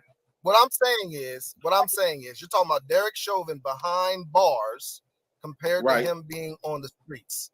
Your brother was found on the streets. There was nobody there to protect him, and I'm sorry that happened to him. But when it comes down to it, when he gets in the jail, he is supposed to have that same protection that Derek Chauvin has, right or wrong. Majority of people apples and oranges from somebody being on the street compared to being in the jail. Majority after see what they do is when you commit. So this conversation was a very, very, very difficult conversation because he kept moving the goalpost, right? When it comes down to it, being protected in the jail is something different than being protected in the streets. There is no protection that we can give you in the streets until after you get into our custody, right? Once somebody goes to jail, I can see why the jail would take all the black deputies or corrections officers, whatever they were, off of his watch. And the reason why is just like we said before. If you're too closely connected to something, you got to get up out of there. If I was a detention officer and my brother or a family member came to the jail, they would not allow me to watch over that person unless it was just a dire strain and there was no other way about it. But it would not be a routine thing for me to be on his wing or on his cell block or something like that, watching over him to make sure, because we're too closely connected. You get what I'm saying? So I think he's just trying to move the goalpost when it comes down to it. A crime like that, killing a cop, they don't want you dead on the street. They not finna just shoot you saying stop resisting, shoot you. No, they want to put you in there to torture you. They don't want to put you. They don't want to kill you on the street. Where's your evidence for this? It depends. See, when you in the streets, it depends on the crime, the type of crime. Because a lot of times these dudes, they getting killed on the street by cops. You look crazy right now, bro. They're gonna be in and out any fucking way. But if you kill a cop, they're gonna whoop your ass, but they're gonna protect you from getting killed because they're gonna do that any fucking way. They're gonna torture any fucking way out the gate. You just saying a whole bunch of crazy shit without no evidence. That's not crazy. That's stuff that's happening, man. When we have these conversations, right? We have these conversations in general. When we have these conversations, we have them in general, right? When we're talking about exceptions to the rule, when we have these conversations, we're talking about the rule. Are there situations that happen that it's not through? Absolutely. But we're going to talk about the rule. You dig what I'm saying? We understand that, there's blue walls and all that other stuff. We get that. And that's our problem. That's our problem as a black man. We gotta hold on. Let me finish my point, Jimmy. Let me finish my point. We understand that. We understand that exists, right? They protect their own like anybody else would. I get it. What I'm saying to you is this. Okay, cool. If we feel like the police officers are not protecting the black. Now, if anybody wants to come up and talk to me about this whole situation and what he believed, if you have any questions or anything like that, the link should be pinned at the top of the chat for you to come and join the panel. It's still up there. Go ahead and hit that link if you want to come up and talk to me. Now, I want to say this. Like, me and Jay Prince are cool. I think Jay Prince is a very, very, very good soul when it comes down to it. And the reason why I say that is because of the way he believes, he's very passionate in what he believes in, yes. But I don't think Jay Prince is the type of person to actually just go out and harm anybody or anything like that. His beliefs might be a little warped. But I know that, I don't think he has any harm when it comes to an actual officer. I think he just doesn't like the system, right? And me and Jay Prince are cool. Like, I don't have any bad blood with him. When it comes down to it, I'm not going to be the type to just reach out to him because I know he ain't really wanting to conversate with the police like that. You know what I'm saying? He knows what I do, and he ain't trying to conversate with the police like that. But me and him are still cool. I have no bad blood with him at all whatsoever. You know what I'm saying? And I went on a couple shows. We had a few good shows where we had good conversation. So I just want to put that out there that, like, man, I don't dislike this man at all, not one bit at all, man. He has always been cool with me. There were a few times that he's called me out and tried to make it seem like I was a crooked cop just to help his argument. But he's cool with me. Community as much as they should, then we should become police officers. Hold on, listen. We should become police officers, right? So that we can protect our community. Yes, sir. We should. Yes, sir. We should. Look at Jay Prince's face. If you want to say, okay, I don't want to become a police officer, cool. If you don't want to become a police officer, I said this a year ago. Then what you could do, brother, in your community, we have to stop knowing that we know that there's a problem in our community, but we wait for outside entities to come and help. If you say that there's a problem, hold on, listen.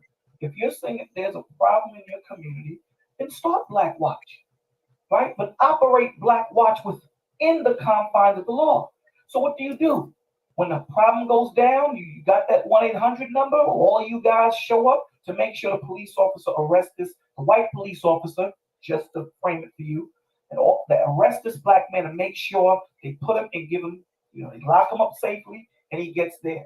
We have to understand that we're in another man's country, my G. When this Constitution was refined, black people have to fight every fight. You just don't. And what I'm saying to you, all right, let me find where we need to be. YouTube, man, y'all killing me with these commercials now.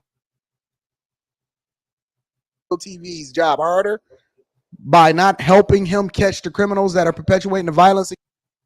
Listen. You know what's. Let me tell you what's happening, Jay Prince. I'm gonna give you the game. What's really happening is that the haves are separating themselves and the have-not, because the middle class is going away. I've been predicting this. I've been showing you how it's going away for a long time. Okay, the have-nots. They're moving them over into, like, what's the movie with Snake Plissken? Escape from LA? Escape from New York? you won't be able to come where we at. So the scenario that you literally just posed is exactly what's being played out, except it's not black and white, big dog. Because I'm gonna tell you, no. Because I'm gonna tell you. I'm gonna tell you what. Listen, I'm gonna tell you. Go ahead. I'm glad you bunkered that up too. I'm gonna tell you. Because my white friends, they love me. When I did a Patreon meetup yesterday in New York, You know who was there? Black people, white people, Asians. I have people that rock with me from every spectrum.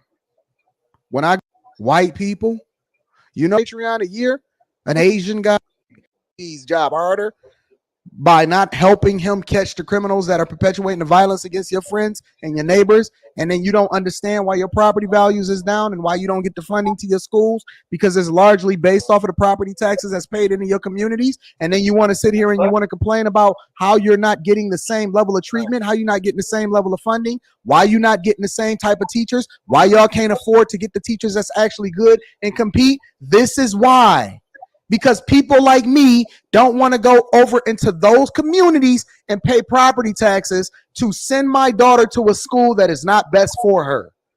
It is a trickle-down effect, and you are ruining your own community by doing the worst thing for yourselves. This is the absolute positive truth, and I don't care if people don't want to hear it. At the end of the day, you are hurting yourself. You wrong. Facts, man. I was for that. Let me No, ask he's not Anton this wrong. He's not wrong. You need to stop denying the truth, bro. And hold on, get when your, Anton man, said this is a class insane war, to me. right? Hold on, that man. Let me ask Anton this question. When you said this is a class war and the haves and the haves not, All right, let's try to find another. Oh, hold on, wait. Let me help you to understand something. Let me help you to understand. And they do. Because I'm gonna tell you what. Listen. Do you know why Trump got in office in the first place? It's because them motherfuckers was suffering. They're suffering. There's more white people on welfare than any other group. They not wiped away. There's more white people on welfare than any other group. Let me tell you something, Anton. I live around those poor white folks. No, bro, you live in one community. You don't know what's going on across America. Okay, so this went off rails when it came to you guys see I ain't really saying much because this conversation really doesn't have to do with law enforcement, right? So I really wasn't saying much right here.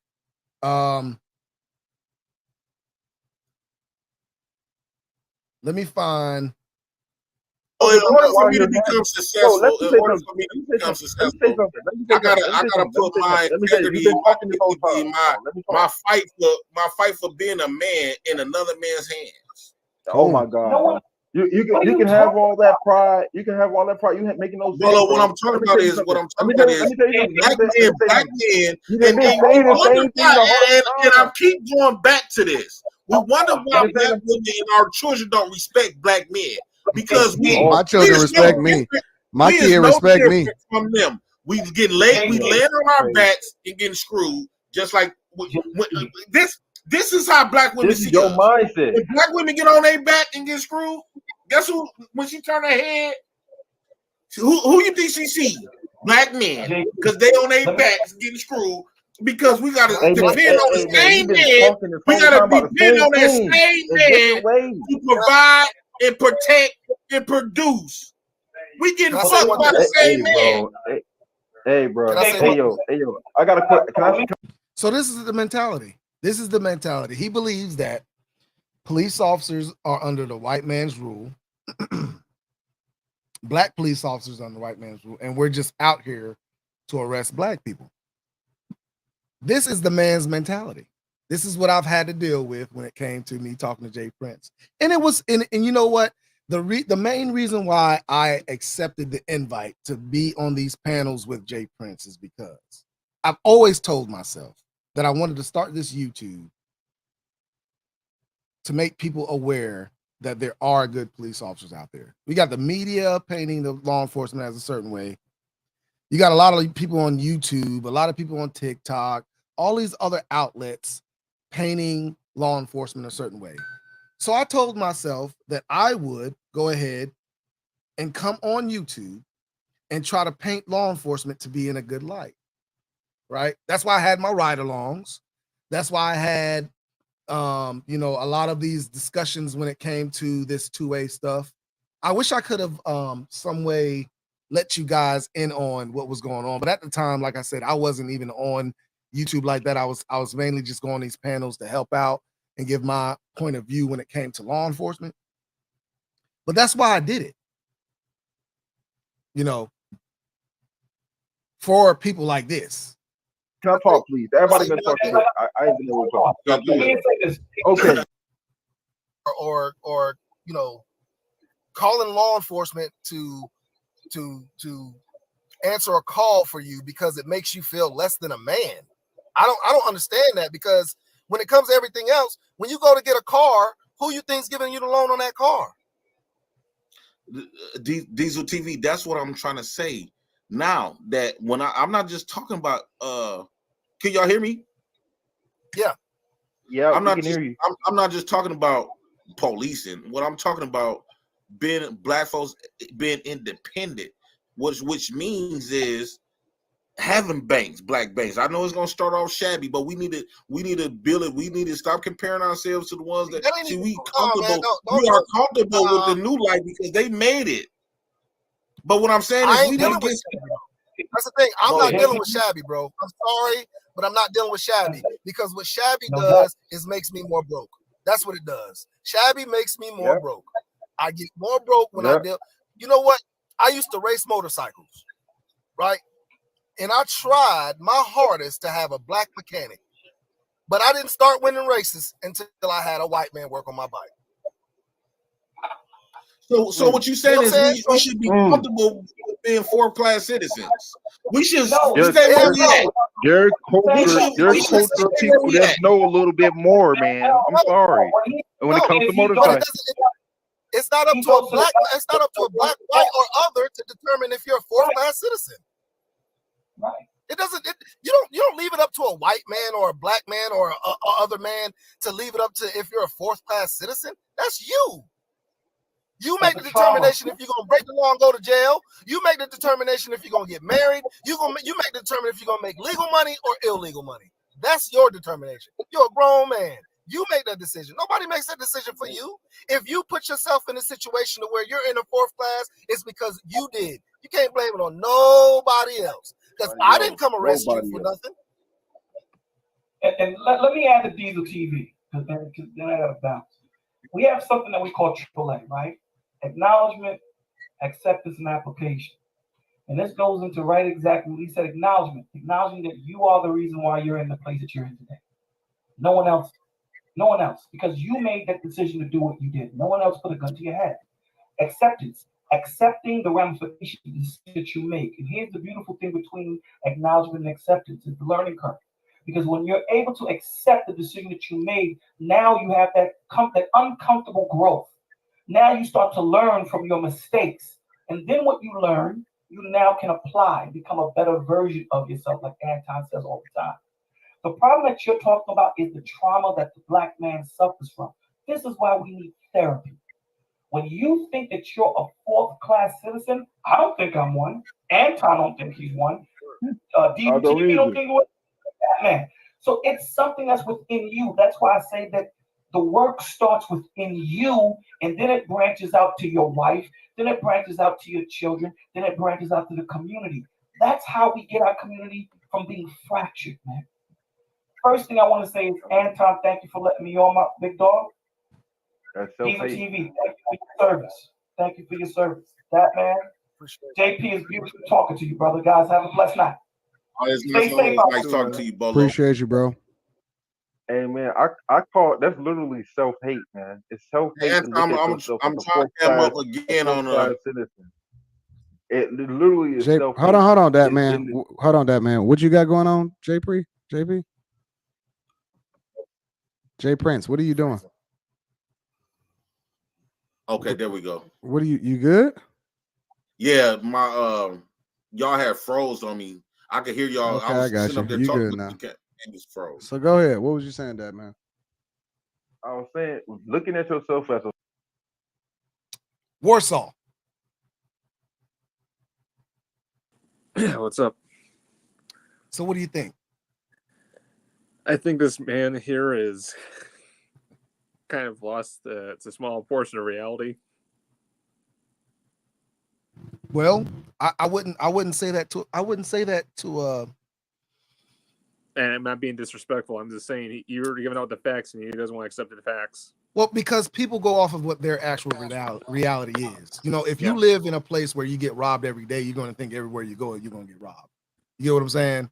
Mm-hmm. So that might be that person's reality, even though it doesn't happen everywhere you go. They might have that feeling because they've been robbed so much, you know. So I don't think he's lost his perception of reality. I just think he's going off of his individual reality and not basing it off of the whole world. A lot of things that he talks about is based off of what he's experienced. Mm-hmm. And then there are some things that he talks about that aren't his experience. He just feels like it's like that because of what he's seen on TV or something like that. You know what I'm saying? Just like the whole thing about, you know, he says police are just out here to shoot black men and stuff like that. You know, that's straight off the media. You know. Ray Official, what's going on, man? How you been? So is there anything that sticks out to you that's really like disturbing? Other than what he stated with the statements, a little bit. Everything, right? Yeah. No, but right, you mean an actual fact. Don't let others define who you are and what your people before you actually made your actions for to define you. That's all BS. It's you and you only. Well, see, that's the thing about it, man. Once you see yourself as a fourth-class citizen, you will start acting as one because you don't see yourself going any further, right? Yep. And there's actually a book I actually read. You heard of the book called "You Can't Hurt Me"? Yep, I've heard. I haven't read it, but I've heard it. Yes. David Goggins. He's a former airman and Navy SEAL, and I actually sent you the clip here in the chat if you want to pop up his story. But he actually spoke at because he used to live in Buffalo, New York. Last time I checked, and he knew what discrimination was and what he dealt with, especially through his family with dysfunctional family. Right. And look at him now; he's a SEAL and a big-time veteran now. Right. You can't overcome multiple things. Well, see, and that's what I tell people all the time. I was raised in the projects, right? I was raised in low income. After my mom and dad divorced, like my mom tried to hold it down by herself, and we were in very low income housing and didn't have money for a lot of things. You know what I'm saying? So it was one of those things where I saw a lot of these things happening in the neighborhood. But there's a benefit with that. It's low income, of course. I know that part, but just be grateful you got a roof over your house. That's the biggest thing. Right. And it didn't. And my mother always told us nobody's better than us just because we're living in a low income or a one bedroom apartment or definitely. You know what I'm saying? Yeah, they might have more money, but that doesn't mean they're better than you. No. And I think that's his mentality is the fact that, he thinks a white person is better than him just because of the color of their skin. It doesn't make a lot of sense, right? Is it like under jealousy to a certain extent? No, I think he was actually taught that way. Well, maybe. I think he was actually taught that way. Yeah. I mean, because you really have racist people out there that think black people are no good just because of the color of their skin. You know what I'm saying? Other than and there's no explanation to it. They can't explain it. Only thing is that's how they were taught. I know a guy right now that just does not like interracial relationships. And he says black people are not supposed to sleep with white people. They're not supposed to be in relationships with white people. And they ask him why. He says, I don't know. That's just what I was always taught. What was that? Is that a miscegenation? Last time I checked, that was like a thing from the old times. Yes. Yeah, last time I checked, it was a crime if you were with another nationality. That was a bullshit law that should have been struck down from the get-go. And it's always happened though. Slave owners' wives would sleep with the slaves. You know what I'm saying? It's always been a thing. I don't know why, but it's always been a thing. I think that's one of the reasons why they brought that law in, because a lot of the white community didn't want their women sleeping with black men. You know what I'm saying? Under the racist laws and the Jim Crow and all that stuff. You know what I'm saying? But it's always been a thing. Well, it wouldn't be a thing if it wasn't a law. Yeah, and another thing too is, since you're breaking up Jim Crow, people don't understand is Jim Crow also founded gun control under that time period too. Yep, sure did. And one of the worst ones ever back in America's history. Sure did. All right, let's get through this video, man. Let's watch this. The fourth class citizen is literally self-hate, because I don't look at myself as a fourth class citizen. See, the thing about it though, even when both back on boy.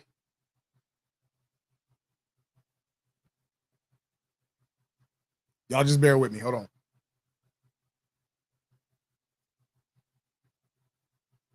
I told her to set the F up and get back on Hot Logic Jock. Right?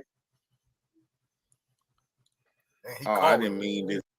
I got you. So let me explain that whole part we just skipped. So your guy up here, right here, his name is Dat Man, right? So it seemed like he was on my side of the whole argument, correct? About how people need to act and all that stuff. Well, he was no, Warsaw, you know you're always welcome, man. Don't even worry about that, bro. You can come up at any time. You don't even have to ask to come up. If I got a link up there, you hit that link. Right on. Don't worry about that. Hey, so that man was basically talking a certain way, right? Mm-hmm. Well, right before this, I think it was like 16 hours before this stream, he was on another panel cursing out 2 other people. He cursed out a woman. He was telling him he would show up and he would beat them up. And, you know, he was asking them what their address was so he could go out there. So Jay Prince felt a way about it. Jay Prince was like, how are you sitting here talking all this stuff about Kumbaya, but you were just the biggest gangster on the panel not too long ago? Which I totally agree. He should not have been. If you're going to be one way, just be that way. You know what I'm saying? Don't act a different way than what you talk. You know, so I think that's when it came down to what I just skipped. Now they bring on another veteran with my man Nathan Daly. If you don't know Nathan Daly, he is a former police officer out of Atlanta, and he does a lot of reviews on officer involved shootings, things of that sort. He is the pro-black activist, and tries to bridge the gap between law enforcement and the black community. All right, so Anton brings him on, and we have a conversation with him. Rehabilitated first before we just because you basically saying that particularly black men should be perfect in this world, but yeah, we got this thing. All humans make mistakes, but we can't make mistakes because every mistake that I would make, guess what? You're gonna be slapping them handcuffs on me. Man, you got how many Come on, crimes I you got said you another committed? You committed like 33, you said? You committed 33 crimes, but you still here alive. And guess what? You still here alive, and you have been and you are out of jail. There never right was now. no program. It never was no program. I'm gonna tell you this. Jail. Look. Jail is nothing but a timeout for adult human beings. Prison is for the egregious. That's a long time out. Yeah. No. That time out will make you go crazy. No. Listen to me. Prison will be the more of the rehabilitation because after you commit something like rape or murder or molestation of a kid, once you get out and you're like 50 or 40 or older adult. Okay, we gonna skip. Nathan, my dog. Nate? Hey, what's good, everybody? What's good? Chilling, my friend. How you feel? If you don't know Nathan Daniels, very, very well spoken, very intelligent man when it comes to law enforcement statistics, stuff like that. He does a lot of research when it comes to that kind of stuff, man. Follow Nathan Daly. Very informative when it comes to law enforcement. There are a few things that me and him do not agree on, but you know that's with anything. But he is very, very informative. Man, I'm over here playing Tetris. Don't worry about me. You know what I'm saying? I'm over here playing Tetris, so yeah. I'm like, what kind of program you got, man? This is pretty dope. I got that thing. Yeah, everybody else using that baby stuff. I got that real thing over here. Facts. I need to step my game up now, man. I'm like, man, you over here playing Tetris? Oh yeah. How you feeling, Nathan? What's your thoughts? Man, you know, I wanted to jump. I don't know how much I missed, man. You got the brother. Shout out to 12 on the page. Shout out to you, brother. Yeah. And Jay Prince, shout out to you, man. You know, that's my buddy. What's your thoughts on this, Nick? Shoot, which part, man? Y'all talking about snitching, no snitching, and y'all. Well, see, Jay Prince got a unique perspective, right? Jay Prince Very is unique. insane. Okay, I have some insane people that I love. I have some insane people that I rock with, right? And Jay Prince believes in his heart, he genuinely believes that if I'm in my house and I look out the window and I see somebody getting attacked or their car broken into or somebody getting robbed or anything, as a person that is in the community, that I am supposed to turn around and walk away and say nothing about it. He genuinely believes that I should mind my business when somebody else is going through this situation. I find that to be one of the most insane things ever. Yes, a sociopath even. Well, no, I mean, unfortunately, this is not a perfect world. I mean, New York's been doing that. We heard about a case where there was a lady being raped on the train and everybody was watching. Yeah. And the men got dragged, right? The men got dragged for that. And so when that's like Jay Prince, that's kind of like when you look at the double standard is women saying they're not protected. So if no. He's saying that I shouldn't even call the police. Right. So how does so is it every man for himself? Is that what I'm saying? If you see somebody getting raped on a plane, that community is supposed to be on that man's ass. No. Right. Wait. Jay Prince said if I see somebody breaking into my car, that I should not call the police. Yeah. So Jay Prince, your mind is like we don't need the police, right, Jay? You saying we don't need the police? We should handle things. I think we need. I truly believe that we need more of a community of black men and black women, a black community. Period. For a lot of these crimes that could have been solved without prison or all the other type of stuff. A lot of this stuff we needed more of the community.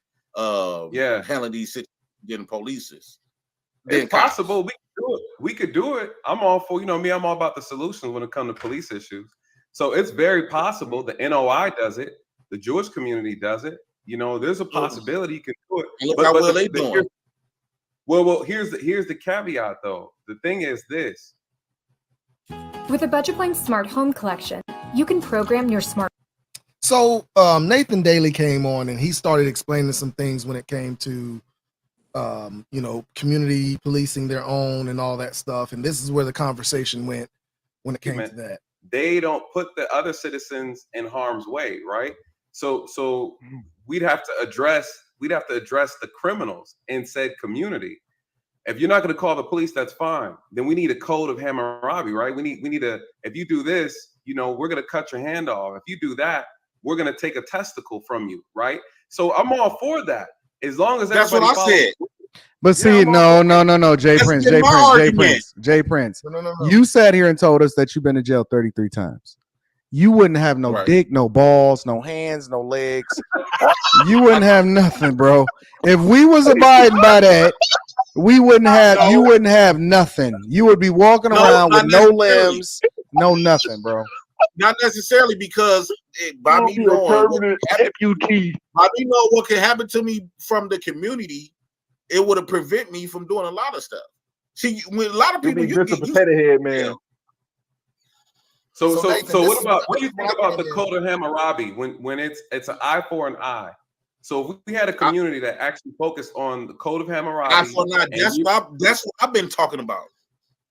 I mean, this is where it came in, though. This is where it came in. If you Jay kill Prince somebody, wouldn't you have should no be eyes. He would be blind out here. Jay Prince was saying You wouldn't have no hair, no locks, no if nothing, you delete bro. somebody, you should get deleted. Well, see, this is where I came in at, was when Jay Prince said if somebody was to kill his family, he would get him and his boys to retaliate. And what I was saying was what that causes a bad rotation of you and the people that are involved go to jail because that's not what I said. And then what I said was instead of gang wars, we have family wars. I told my family, if I ever get gunned down, if y'all not gonna do nothing about it, count it as a L.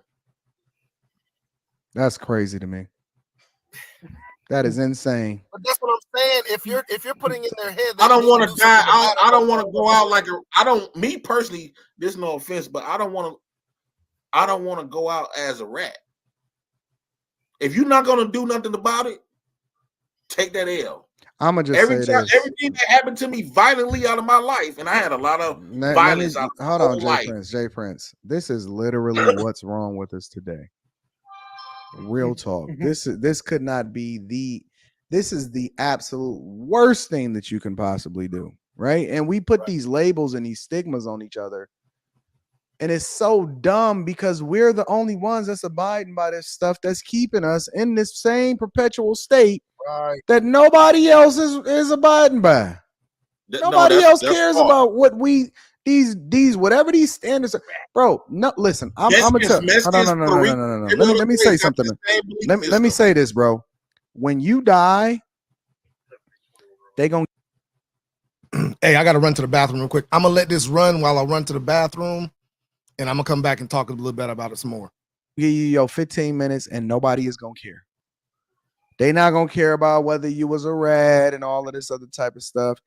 Your life is the culmination of what you do when you living, not how people perceive you when you gone. Nobody is gonna care about you like that, bro. They're gonna go on, they're gonna put you on a t-shirt, they're gonna pour out a little liquor, and they're gonna continue to move. If you have not changed the trajectory of somebody else's life as a result of you being here and being a better version of yourself, or being an asset to this earth versus being a menace to it, you're gonna get a t-shirt and you're gonna keep it moving, bro. That's it. I'm gonna get that anyway. Don't matter if you rat or not. Jesus Christ. They still gonna forget about it. Forget about me. No, they not, bro. When I'm gone, I'm gone. I can't. You can say that same thing about when you gone, you gone. You can't help. You can't help. See, but no. See, I don't believe that, because I believe, honestly, in my heart, that I've sowed so many seeds and I've helped so many people that my impact is going to be felt forever. And I don't necessarily have to be honored for it, but the seeds that I've sown mean that I've changed lives. They're going to go on to be more productive people, and they may pour into their children some of the principles and the things that I gave them and all of that type of stuff, right? My goal is to leave this earth in a better space had I not been here. Yep, I'm one of them. I want to be an asset, bro. I want to help people. I want people to change their lives as a result of it. When you ran into me, Jay Prince, one of the things that you told me specifically, and I took that to heart, you said, "Time, you saved my life." Did you not tell me that? Yes, I did. That's my goal. I don't want to take life. I want to save lives.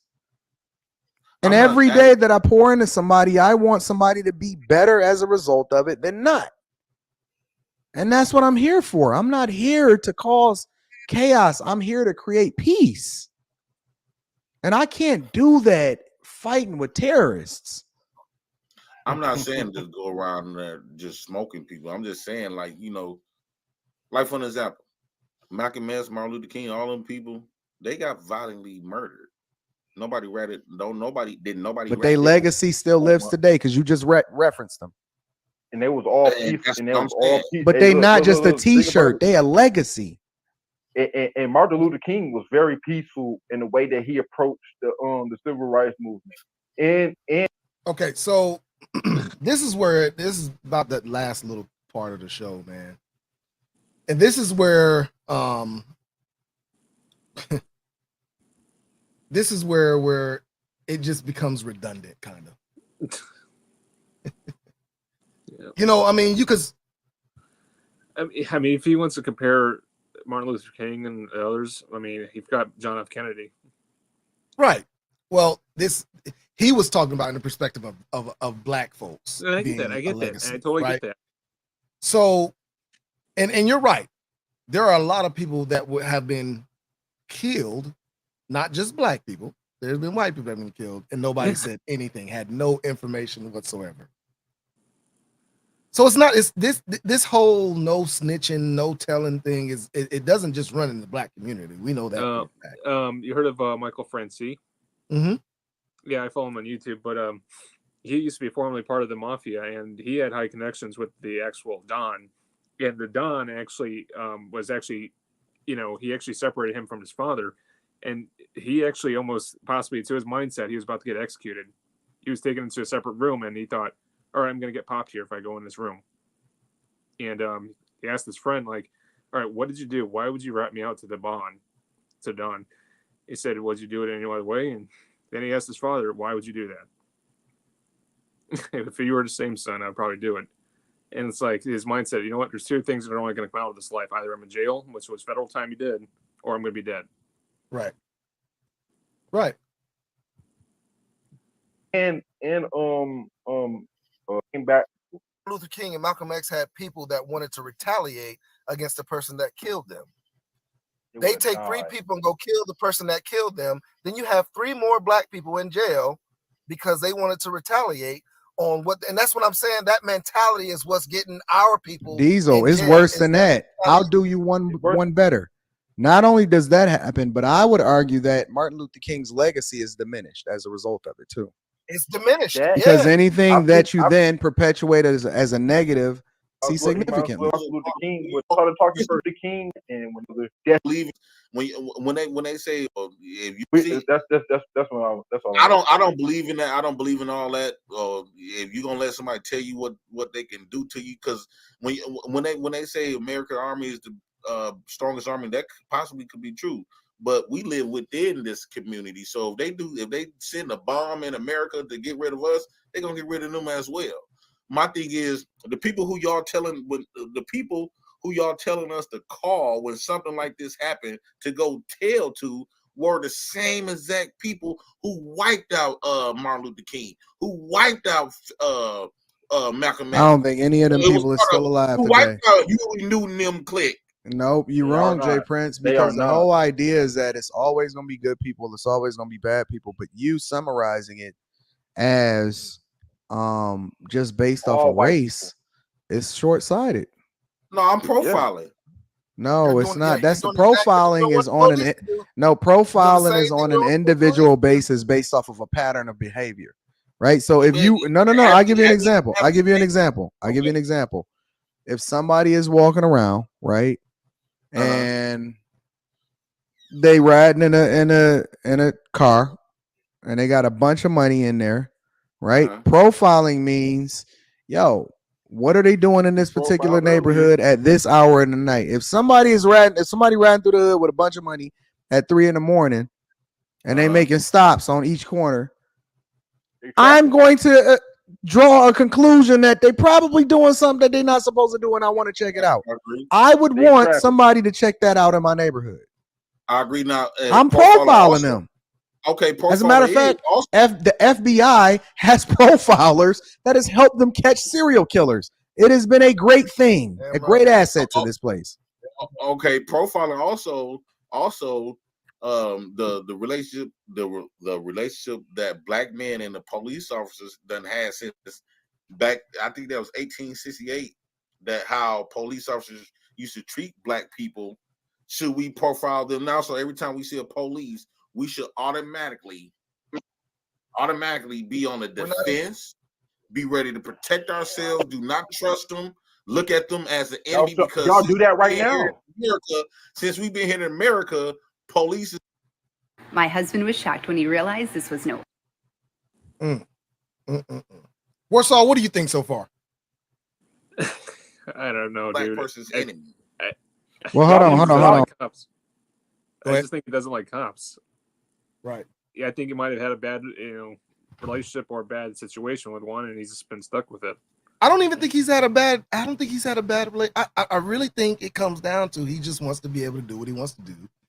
He doesn't want to be told what to do. He doesn't want to live by any rules, and he just wants to be out here just doing whatever. I think that's what it mainly comes down to.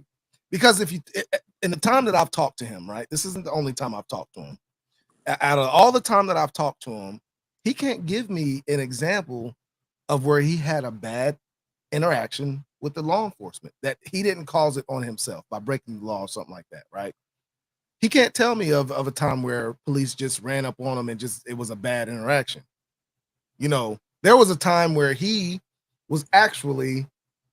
said he was leaving the club. He got pulled over by a police officer because somebody had just got shot, and they pulled him over to question him and make sure he wasn't one of the persons involved or whatever. And he said it was fine. Nothing happened. You know what I'm saying? They didn't treat him any kind of way. They just were making sure and all that stuff. But he still thought it was wrong that they stopped him. Right? And people forget that law enforcement, they're not there to arrest you. They're there to investigate a crime. They're supposed to investigate what the hell happened. And see, this is what I tell people all the time. A police officer has a duty to make sure somebody is guilty as well as making sure they're innocent. A lot of people seem to forget that. We investigate these crimes to make sure you are innocent just as well as if you're guilty. And also, like, you find somebody a ticket, it's not because they don't want to. You're also there for their safety on the road. Right. Right. So let's watch the last little bit of this, man. Hold on, that man. I do want to get Nathan in here because we probably got like another 10 minutes. So I want to get Nathan's thoughts because I know Nathan has a lot of insight and information. So I do want to get Nathan's thoughts.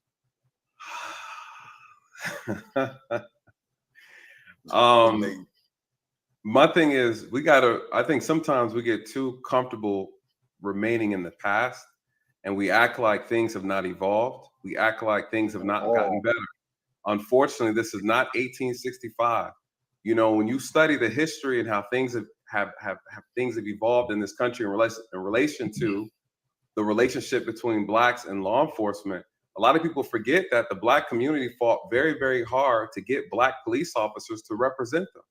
So that was a part in our history where we were excited to have representation because we understood it was a very powerful position, and we did not like being patrolled by white people because a lot of them were in the KKK at the time.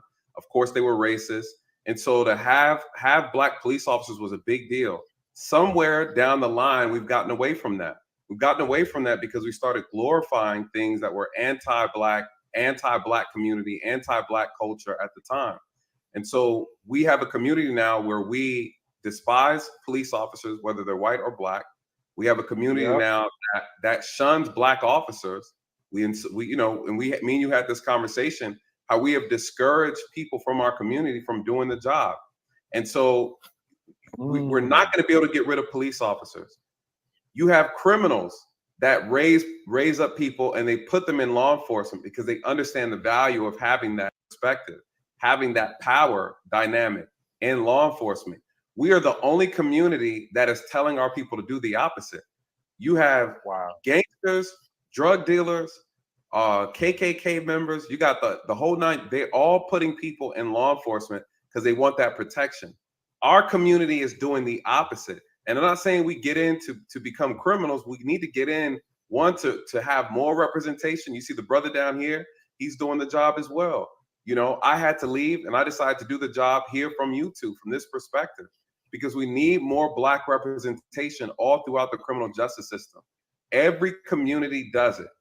Criminals do it. The good people do it. We're the only ones that are disrespecting our law enforcement. And you wonder why we're not doing the job. Things, believe it or not, Jay Prince, things have gotten a lot better. I would argue that our community has gotten a lot worse, right? The crime has gone up, murder rate has gone up in our community, the violence has gone up in our community, and then people are mad at the police, right? We just, here in Atlanta, we just rounded up almost 60-something plus members of a gang crew, and there's some more that's coming in rotation. And our community was upset about it, right? These guys have did hit murders, they put drugs to the community, they've done a lot of heinous things, right? And so again, we have this weird relationship where we want so bad to disrespect authority. We don't want to be held accountable for bad behavior. And the people who are responsible for keeping our community safe, we want to disrespect them. And it's so again, it has gotten better. Our community and our values and the morals that we keep amongst each other have actually gotten worse since the 60s. And so again, I don't think the issue so much is police all the time. Police have a very specific problem, but the police are only present where crime is available.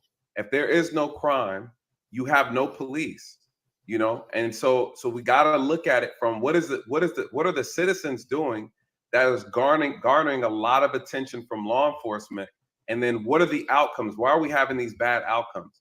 You know, you guys are talking about Boosie.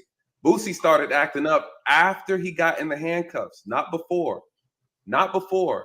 And all that stuff he was saying, as soon as the handcuffs came off, he was quiet as a church mouse. All that, I'm hitting the first white boy I see when these handcuffs come off. I don't know if you guys heard that part, but he was cooperative. You know, cooperation saves lives. You know, and we talked about this, Jay Prince, when we talked about the encounters that you have with law enforcement. You said guns have been drawn on you and things of that nature. You are here and alive today because you cooperated.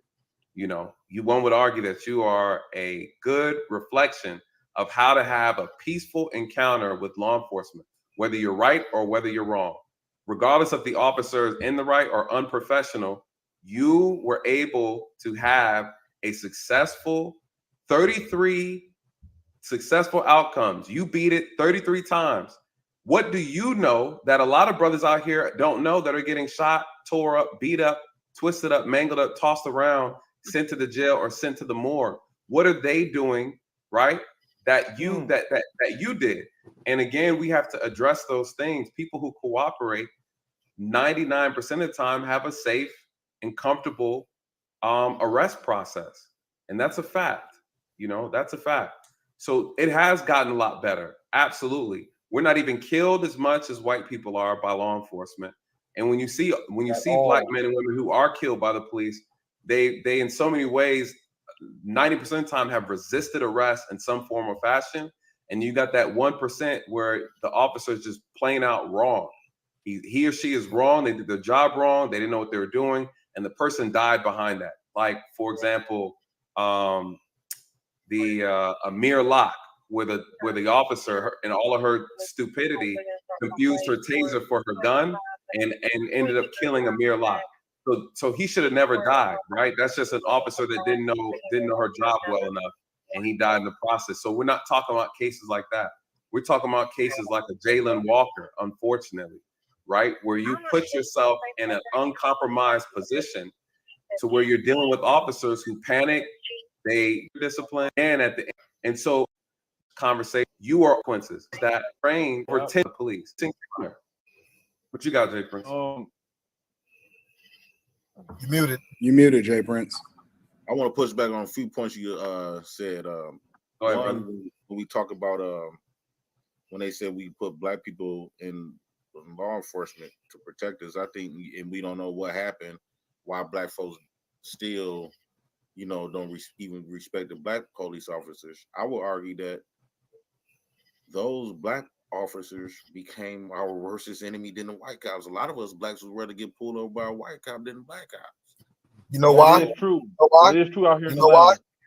Can I say it? Why? Do you know why? Why? I get the most disrespect from black people than I do white.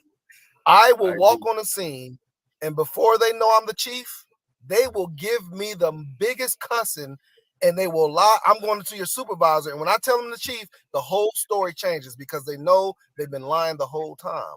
That's why we don't get. I don't get. Go ahead. That is Officer Diesel. Why do you think black people have this relationship with law enforcement in totality? Because just because it's a black face there, it don't change the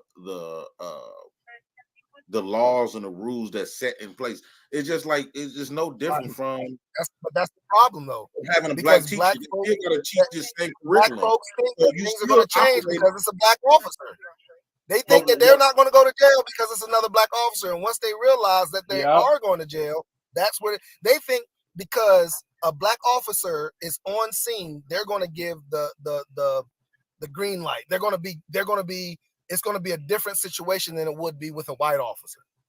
So I'm there to do a job regardless. They just want to get away with their criminal ways, bro. That diminished Nathan's point then when Nathan said a lot of gangsters put black law enforcement for that type of protection. And mind you, other races do and law enforcement do protect their own kind. I don't know why blacks don't, but blacks is like that with any field we get into. We always be the worst blacks. We do. That's not the case. We do. What ends up happening is it's just like Anton has a business, and say Anton is selling he's selling hats. He's selling hats, right? I go to Anton, and Anton says these hats are $30. I show up at Anton's business. I'm like, hey, can you hook me up? Right? We are the only people that do that. We go into a black business and we always want the hookup. When you see a black officer. Well, I basically bought this roof over the internet, which wasn't something I did. And we don't give you a hookup, and then now you're mad. The problem is we have there's something wrong in our community where we suffer from accountophobia, right? Right. And so there's an issue where we don't want to be held accountable for nothing. We believe the laws don't apply to us, and it's not true. I think the laws is more focused on us. No, they're not. The problem is that's all you see, because you don't live in a white community. You don't live in a Hispanic community, so you don't see them being held accountable either. All you see is black people being held accountable, and all you see is the news showing you that black people are being held accountable, and that's done by design. There's a gentleman. I've been living in white community for 5 years. Real quick, can I tell you my background? I've been in law enforcement for over 20 years. I had to take off for a year and a half. I got to take off for a year and a half because I was charged with 2 felonies because I was lied on while I was working. I was the assistant chief, and I was lied on by my chief and his best friend, and I had to take off. I didn't go and run and start yelling and all this stuff. I fought it because I knew it was a lie. The thing about it is that as a community of black people, we want to see things happen right away. We can't wait, even though when people come to me and they say, hey, I was charged with this, and that, and I'm like, okay, well, why didn't you fight it? Why didn't you do that? Well, my lawyer told me. Read the law. This is your livelihood. Get your own education. Don't go off of the white man that you're saying you don't want to trust anyway. You get a lawyer that's a white man and you trust him when you go to court, but you're not willing to read up on your own laws to fight your own battle.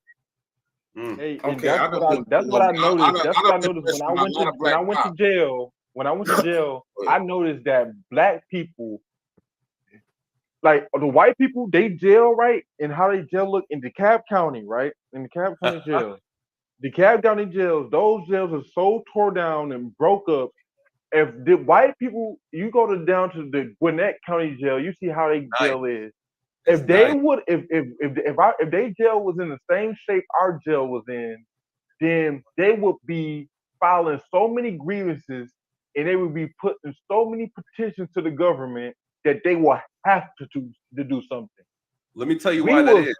We will sit there inside. We will sit there inside of the goddamn jail and then be like, bruh, everything is so messed up in here, man. And then we sitting there and actually. Let me tell you why that is. And you brought up a good point, the quality of that jail. And I've had to drop people off at Gwinnett County Jail, and their jail is beautiful. It's clean. Yeah. The inmates walk around just cleaning up and just doing stuff. It's night and day. The difference is you have one county that's predominantly ran by black folks. You have the other county, Gwinnett, that's predominantly ran by white folks. And here's the reality, right? And people don't understand how corruption works and things like that. But the reality is this. One spends money a certain way on the things that need to be spent on properly. And the other doesn't spend the money properly on the things that they're supposed to spend the money on. That's the difference. Like, you got on most, they at the top. Whatever's left over, they try to. So the money ain't but I can't tell the saying because you got black people who don't vote properly. Wait, you got black people who don't compensate to there. Click box communities where politics come. I'm trying to get through this video. It's almost done. When things are into complaints, the community right. Okay, I just want to say this. My case, Your Honor. Black folks did used to go to the meetings at one point. The problem is black folks gave up because then nothing changed for the good for us. It still remained the same. So we just gave up. We was voting for those same people back inside the 80s, the 70s, and the 60s. When you stuck on blue, you should have got a clue when shit didn't work out the way it was supposed to. You have to put the time in. You got to. Yep. And another thing, let's do a stream on it. Hey, Anton, I appreciate Listen, yeah, I gotta wrap it up. Thank you, Nathan. Thank you, Diesel Thank y'all for TV. coming up. Appreciate you, Dak. Stick All around. right, peace out, man. All right. Hey, Diesel, I gotta check you out, brother. What's your channel name, man? Diesel TV. Diesel TV. Yep. Bet. Yeah, I'm Cool, gonna dude. subscribe. Make sure y'all subscribe to Diesel Hey, TV. hey, what's your channel Real name? Nathan Daily. All right, guys. So that is basically my first interaction with Jay Prince. Warsaw, what you got to say, man, about that whole interaction? I just find it interesting because everybody had a different aspect of everything. Yeah. So like I said, man, I just wanted people to see that initial, because I talk about Jay Prince a lot because he is the only one that I've really encountered on YouTube that is on camera speaking this way. Now, there are a lot of people, like when me and Jay Prince would have our panels and go back and forth, there were a lot of people in the chat room that would agree with what Jay Prince was saying. Mm-hmm.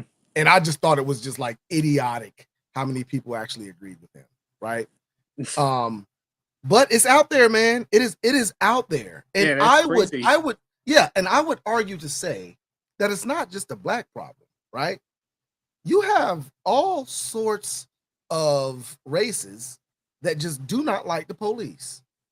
But there's only one common denominator in these races. They're all criminals. They live in a life of crime. They're living a life of crime and they don't want to be stopped. They like the life. They want to continue their life of crime and they don't want to be stopped. And there's some merit to this. Like when I see a person talking about their lifestyle, I've actually seen a testimony of like why they actually did it. Part of it's because they want to be welcomed in a group that treats them like family. That's a small merit factor. However, once you're part of that group, you're in a life cycle of ongoing crime then. Right. And so that's where the gang mentality comes in. That's where the whole gang family mentality comes in. They want to be accepted, so they have to live this lifestyle to be accepted. Right? So that's why these games are so prosperous, because while you're doing it, not getting caught, yeah, the money might be good, the lifestyle might be fun, but then when you get caught, all of it's taken away. That's where the hatred comes from. It's kind of like when you were a kid, right? Yep.